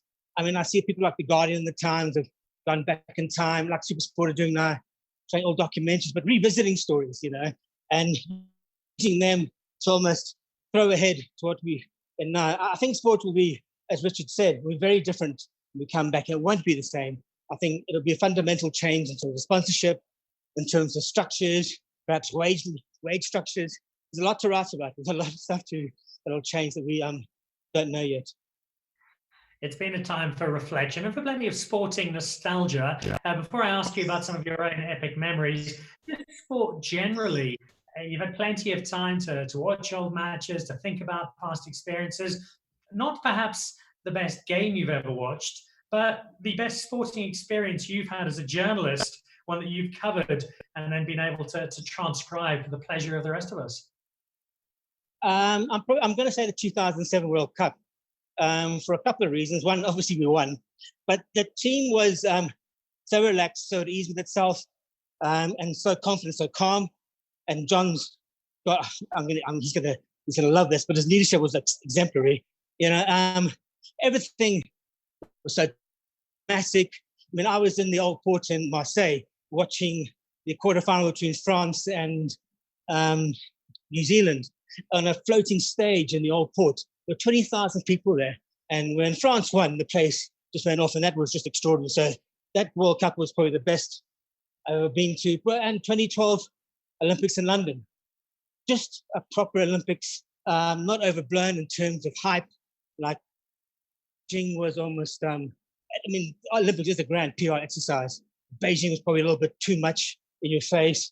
Athens was a bit of a mess, and it almost bankrupted the country. But London just worked, It was one of the smaller Olympic precincts. You could get from the track cycling to the pool, back to the Olympic Stadium to watch athletics. Everything just worked there. You've got as rich a tapestry of sporting memory as anybody. That tapestry includes the Epic, and you've seen the Epic from both the press room and from the bicycle. How did riding the Epic, when you eventually did, change your perspective on what the race is? Yeah, I knew it was hard. I didn't realize how hard it was. I probably didn't go in as fit as I should have. And when you would watch guys not finish that day and come in after 11 hours, and you see Robbie Kempson, those guys struggling, you go, can't be that hard, surely. Big man like that can't finish it. And then on the first day, in the opening, in the prologue, we were in Mirandal. I remember my mother calling me later and saying, I saw you on TV. Gosh, Brent, what was I doing? No, you should bike up a hill as a lady rode past you. Then you realize the extent how extraordinary the athletes at the front of the field are. You know, extraordinary the Carl Platz, the Brenkens, all those guys. It totally changed me. You know, when I went back the next year to write about it, you know, I didn't. You know, I would focus on the guys at the end. I mean, people like Gugu Zulu, Netsejo, friends of mine who were riding for Team Absa at the time. Where do you think the Epic now sits in terms of the greater South African sports calendar, not just over a particular year, but if we look back over the time, certainly you and I have been engaging together. We've covered many events together, from Cricket World Cups to Nedbank Golf Challenges to big rugby tours, lots of football events, 2020 Football World Cup. What sort of status does the Absa Cape Epic have as a sporting event in South Africa? Oh, it's up there in terms of prestige, without a doubt. I mean, it should be live television. I know that a lot of cycling races just go for live streaming these days. It should be live television every day. I mean, the drama and the level of excitement on it. But in terms of, let's say, it's up there with Super Rugby.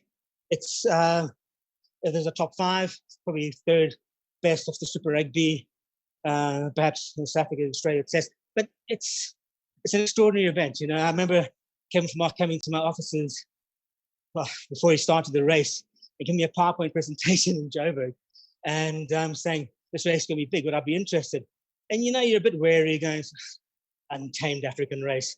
And having written it, covered it, extraordinary. It is just, in terms of organization, I mean, the London Olympics, different level of organization, 2003 Cricket World Cup by Ali Bakr, different level. The detail that goes into this race, the passion of the volunteers behind it, just extraordinary. Well, Kevin, thank you for all of your support of it. I hope we'll see you back on the bike on the Epic at some point, possibly a mixed team with Kerry. I'd love to see that. In the interim, thank you so much for being part of today, for supporting it, and for generally keeping us royally entertained on social media through the lockdown. My pleasure. Just one last thing. The first time I met Ron Rutland was actually riding at the back of the Epic. He and I finished the Epic together in 2012. So Ron, well done today to you, Smitty. Brilliant. Great initiative, and well done on raising all the funds. Well, there we go. Kevin McCullum, one of South Africa's great sports writers. He's penned many wonderful pieces on his time with the Epic, and currently without beer in hand on a bicycle, which I don't think has ever been before. Thank you so much for joining us, Kevin. We've got a few other people we'd like to chat to. I'm hoping we're going to speak to Gareth from the Absa Cape Epic, and we'll try and chat to him shortly. We're also looking to catch up with Butch James. I think Butch might be with us as well. So there we go. I think that is Gareth, who is cutting a lean and imposing figure as usual. So let's say a very good morning. Gareth, how are you? Hey Dan, how's it? Meeting under different conditions this time. We're usually in a dining marquee packed with hungry riders. Indeed. How strange has this last stretch been for you in particular? Dan, it was quite bizarre. On the Friday, we were still setting up at UCT and we were in full flight. I was actually in the finish chute when the call came through, the right call. You know, the guys, the whole team, you know how hard we work for a year. So the guys were as devastated as anyone, but definitely the right call under the circumstances. I wouldn't have wanted to be untangling the race from series on Monday morning after the president's speech. So, yeah, definitely the correct call to be made. It's been a strange few weeks, but it's been incredible watching everyone rally around, from sponsors to riders to guys like Ron and John who've come forward with these kind of initiatives. We've had great support. So thank you to everyone for that. I won't begin to imagine what the logistical response to this must have been, and I know there have been many long hours and long nights, but what I've got, no, we've heard it from a number of the guys today, from Ron, from John, from Shane Chorley, is that the riders appreciate that you took some time to consider it, to come up with an option that really does seem to make the best that you could of a really, really tough situation. Yes, Dan, for sure. Personally, very, very relieved we came up with a solution that we deem as fair and able to get the guys back into 2021 as best we can. We also had to take into consideration the communities we're visiting, our suppliers, and all our stakeholders at large. So it took quite a bit of communication and work from our side, as well as a lot of accounting, checking everything, making sure we got our facts straight before we went back to the riders. And thanks for their patience. You know, the guys were patient with us and allowed us to get down to a solution that we, as I said, found fair. And so far the response has been great. The entries are trickling in for 2021. And initiatives like this are starting to get the spirit back and get everyone in sort of an excited mode again for 2021 Absa Cape Epic. What does today mean to you as the Epic management team, beyond just simply the raising of money, which is such a great cause, but the fact that so many members of the broader Epic family have come together in celebration of today's cause? Yeah, 100%, Dan. I had goosebumps last night when we went to bed and it was over 1,000 riders, and you went through the list and you almost recognize every name, from sponsors, from riders, from logistics guys. So it's really been fantastic to see that. And then behind the scenes, you know, getting a hold of the guys in series in the Witzenberg Valley, and spreading this good news of what's coming. They've been so excited. Phone's been ringing like 3-4 times a day, checking how much is coming, dividing it by 66 to figure out how many food parcels are coming. Last time I checked, nearly 2,000 in a small community like the Witzenberg Valley. Those food parcels are going to go to some great use to a very vulnerable community. So much appreciated. And I think that's the key word, is that Cape Epic communities come together and shown what's possible even in these adverse times. Well, I can tell you that the food parcel number is up. I won't tell you by how much, because I'm going to let Ron Rutland deliver that news in just a moment. Gareth, I know it's been a really tough stretch for you guys. Well done on coming through it as you have. I think you found an admirable solution from an almighty mess of logistics that were no fault of your own. Thanks for being part of today, giving us the platform, and good luck as you start to build towards 2021. Thanks to you, Dan. Thanks to John and everyone who's been involved. We appreciate all 1,000 of you guys on the bike today and everyone who's made donations. And I personally look forward to welcoming you to the 2021 Absa Cape Epic. There we go, Gareth. Thank you very much indeed from the Absa Cape Epic management team. And just imagine the gap in the lives of guys who'd planned their whole year around that manic week and a bit. Suddenly all changed, but we'll be back. We'll be back in 2021. We'll also be back chatting to Butch James in just a moment. But before we do that, the Absa Cape Epic is an almighty test, and it's the physical limits it pushes you to that are such a hallmark of the event.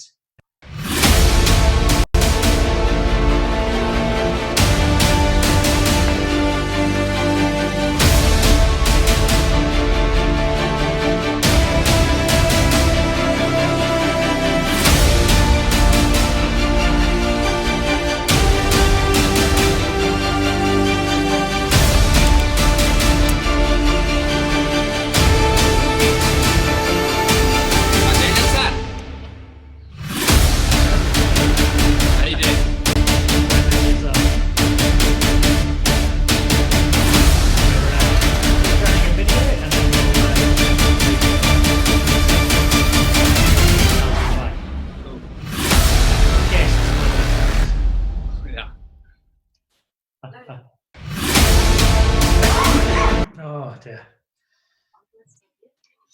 Oh, sure. Right, thank you, Stefanos Rabi, doing such a terrific job managing our production from down in Stellenbosch, together with his wife Anzel. I think actually does most of the work. To both of you, thank you very, very much indeed.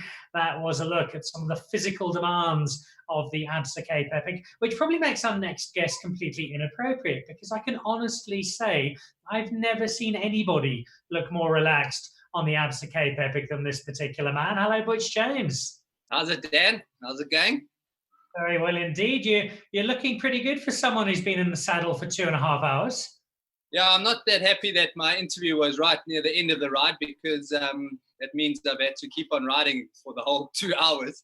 That might be the reason why you've seen my video go off now and then, so that I can have a little rest.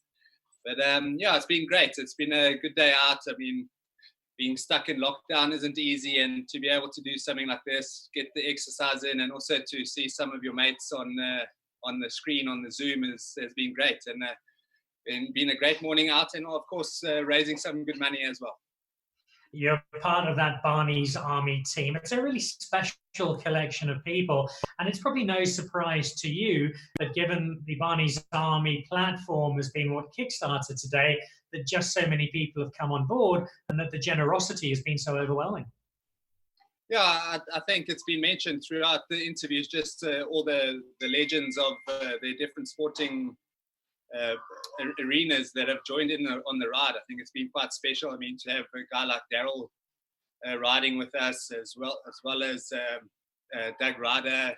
I think Greg Minnar is still recovering from last night, I think, so he's probably yet to wake up. But I mean, all those guys are all our heroes as South Africans. You know, we all love our sport and watch all the different sporting codes. To see all of the guys jumping in and supporting the ride has been great. We've spoken to a couple of the rugby guys about the move from rugby to mountain biking. It's not a unique space. It's basically been the forwards there. There are only a handful of backs. I think yourself and Joel leading that particular space. How has mountain biking filled that rugby-shaped gap in your life? Yeah, I must say it's pretty similar. I think I don't do a lot of cycling. I only really prepare myself for the Epics. Probably 4 or 5 months of the year that I jump on the bike, and yeah, it's pretty similar, I'd say, to rugby. I think, of course, especially for the Epic, a lot of training needs to be done. So your Monday to Friday, same as rugby, preparing for the Saturday. You know, so it's quite similar. Prepare for months to do the 7 days of the Epic, and then, of course, the camaraderie. I mean, we're one of those guys that are at the back there, the 8-10 hours guys, and I mean it's like you're in one big team. I know it's a 2-man race, but like the Barney's Army team, there was 12 of us this year, so nearly a rugby team. But yeah, I think that's what makes it so great, is that you do get that feeling of being in a team again, and that camaraderie, the jokes afterwards, the stories about your day. So pretty similar to rugby, I'd say. All right. Well, it's very clear to see how much you guys enjoy it. A little pain occasionally out there, but by and large, a space that clearly means a lot to you. And it's meant a lot to have you as part of it today. Butch, thank you to you and the rest of the Barney's Army. We've raised a lot of money. We've put a lot of smiles on faces, and we've had a very memorable event. So hopefully it's fueled that mountain biking passion for just a little longer.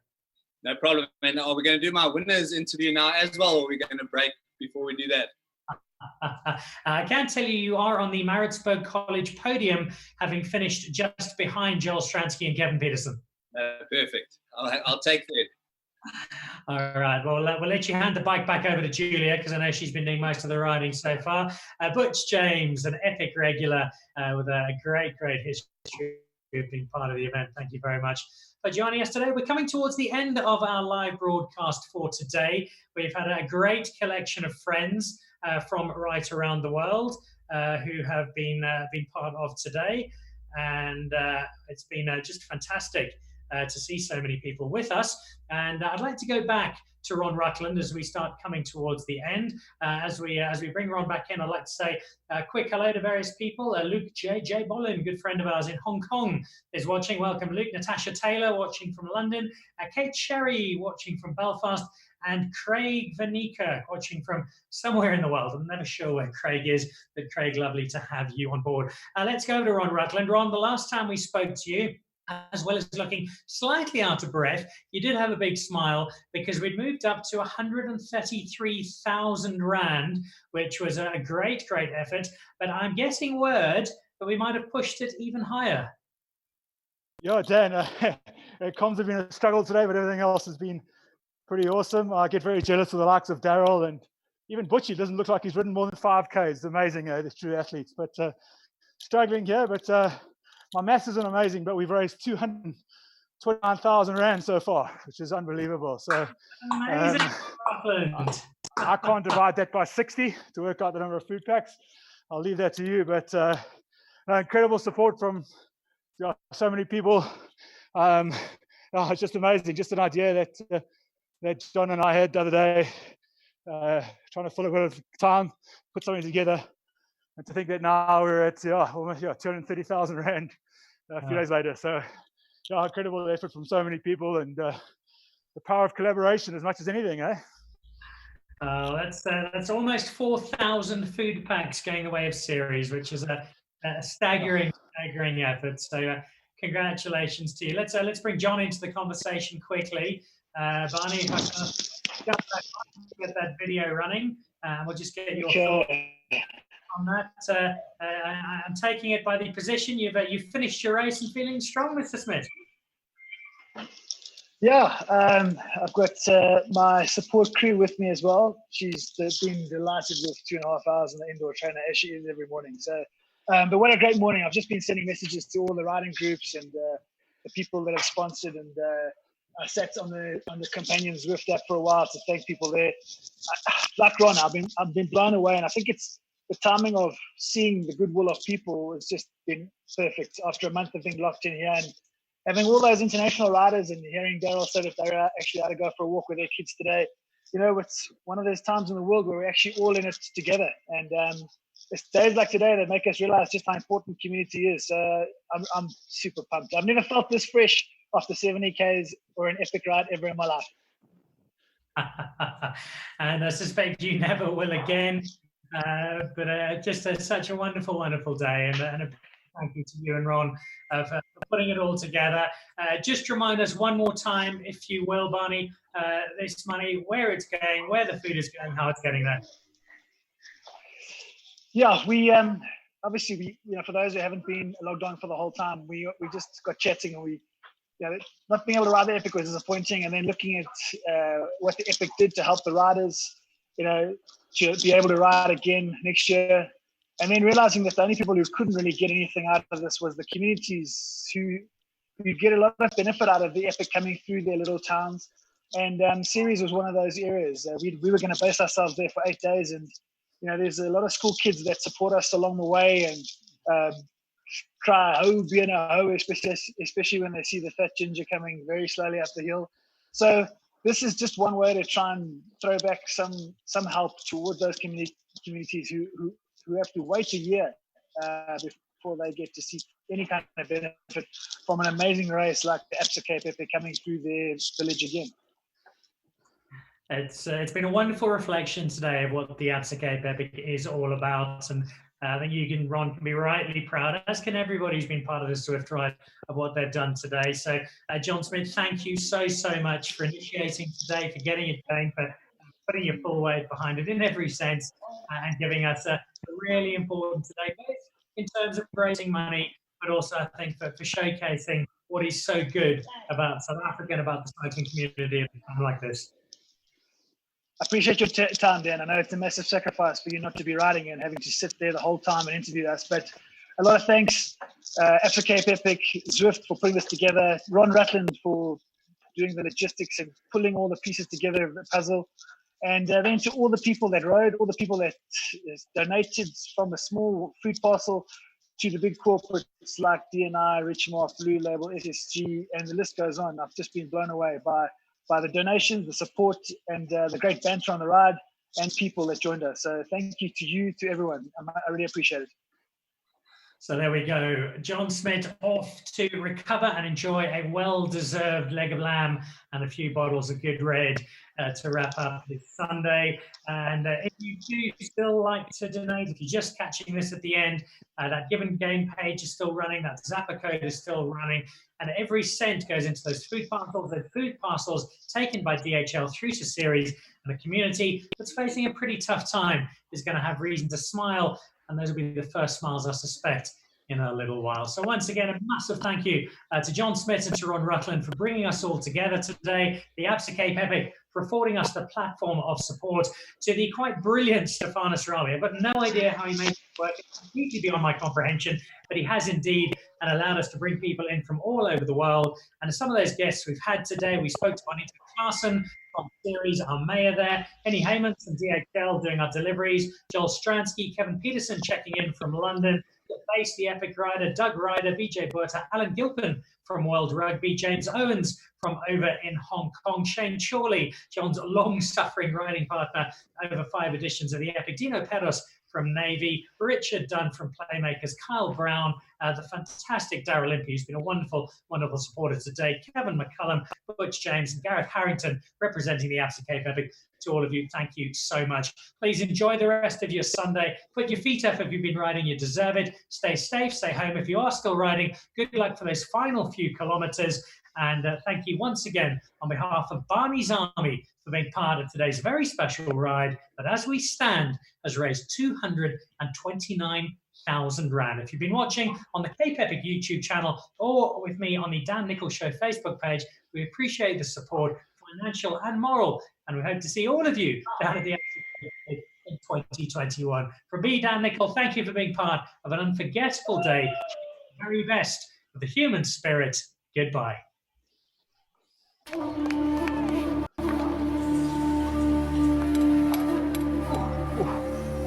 Dan,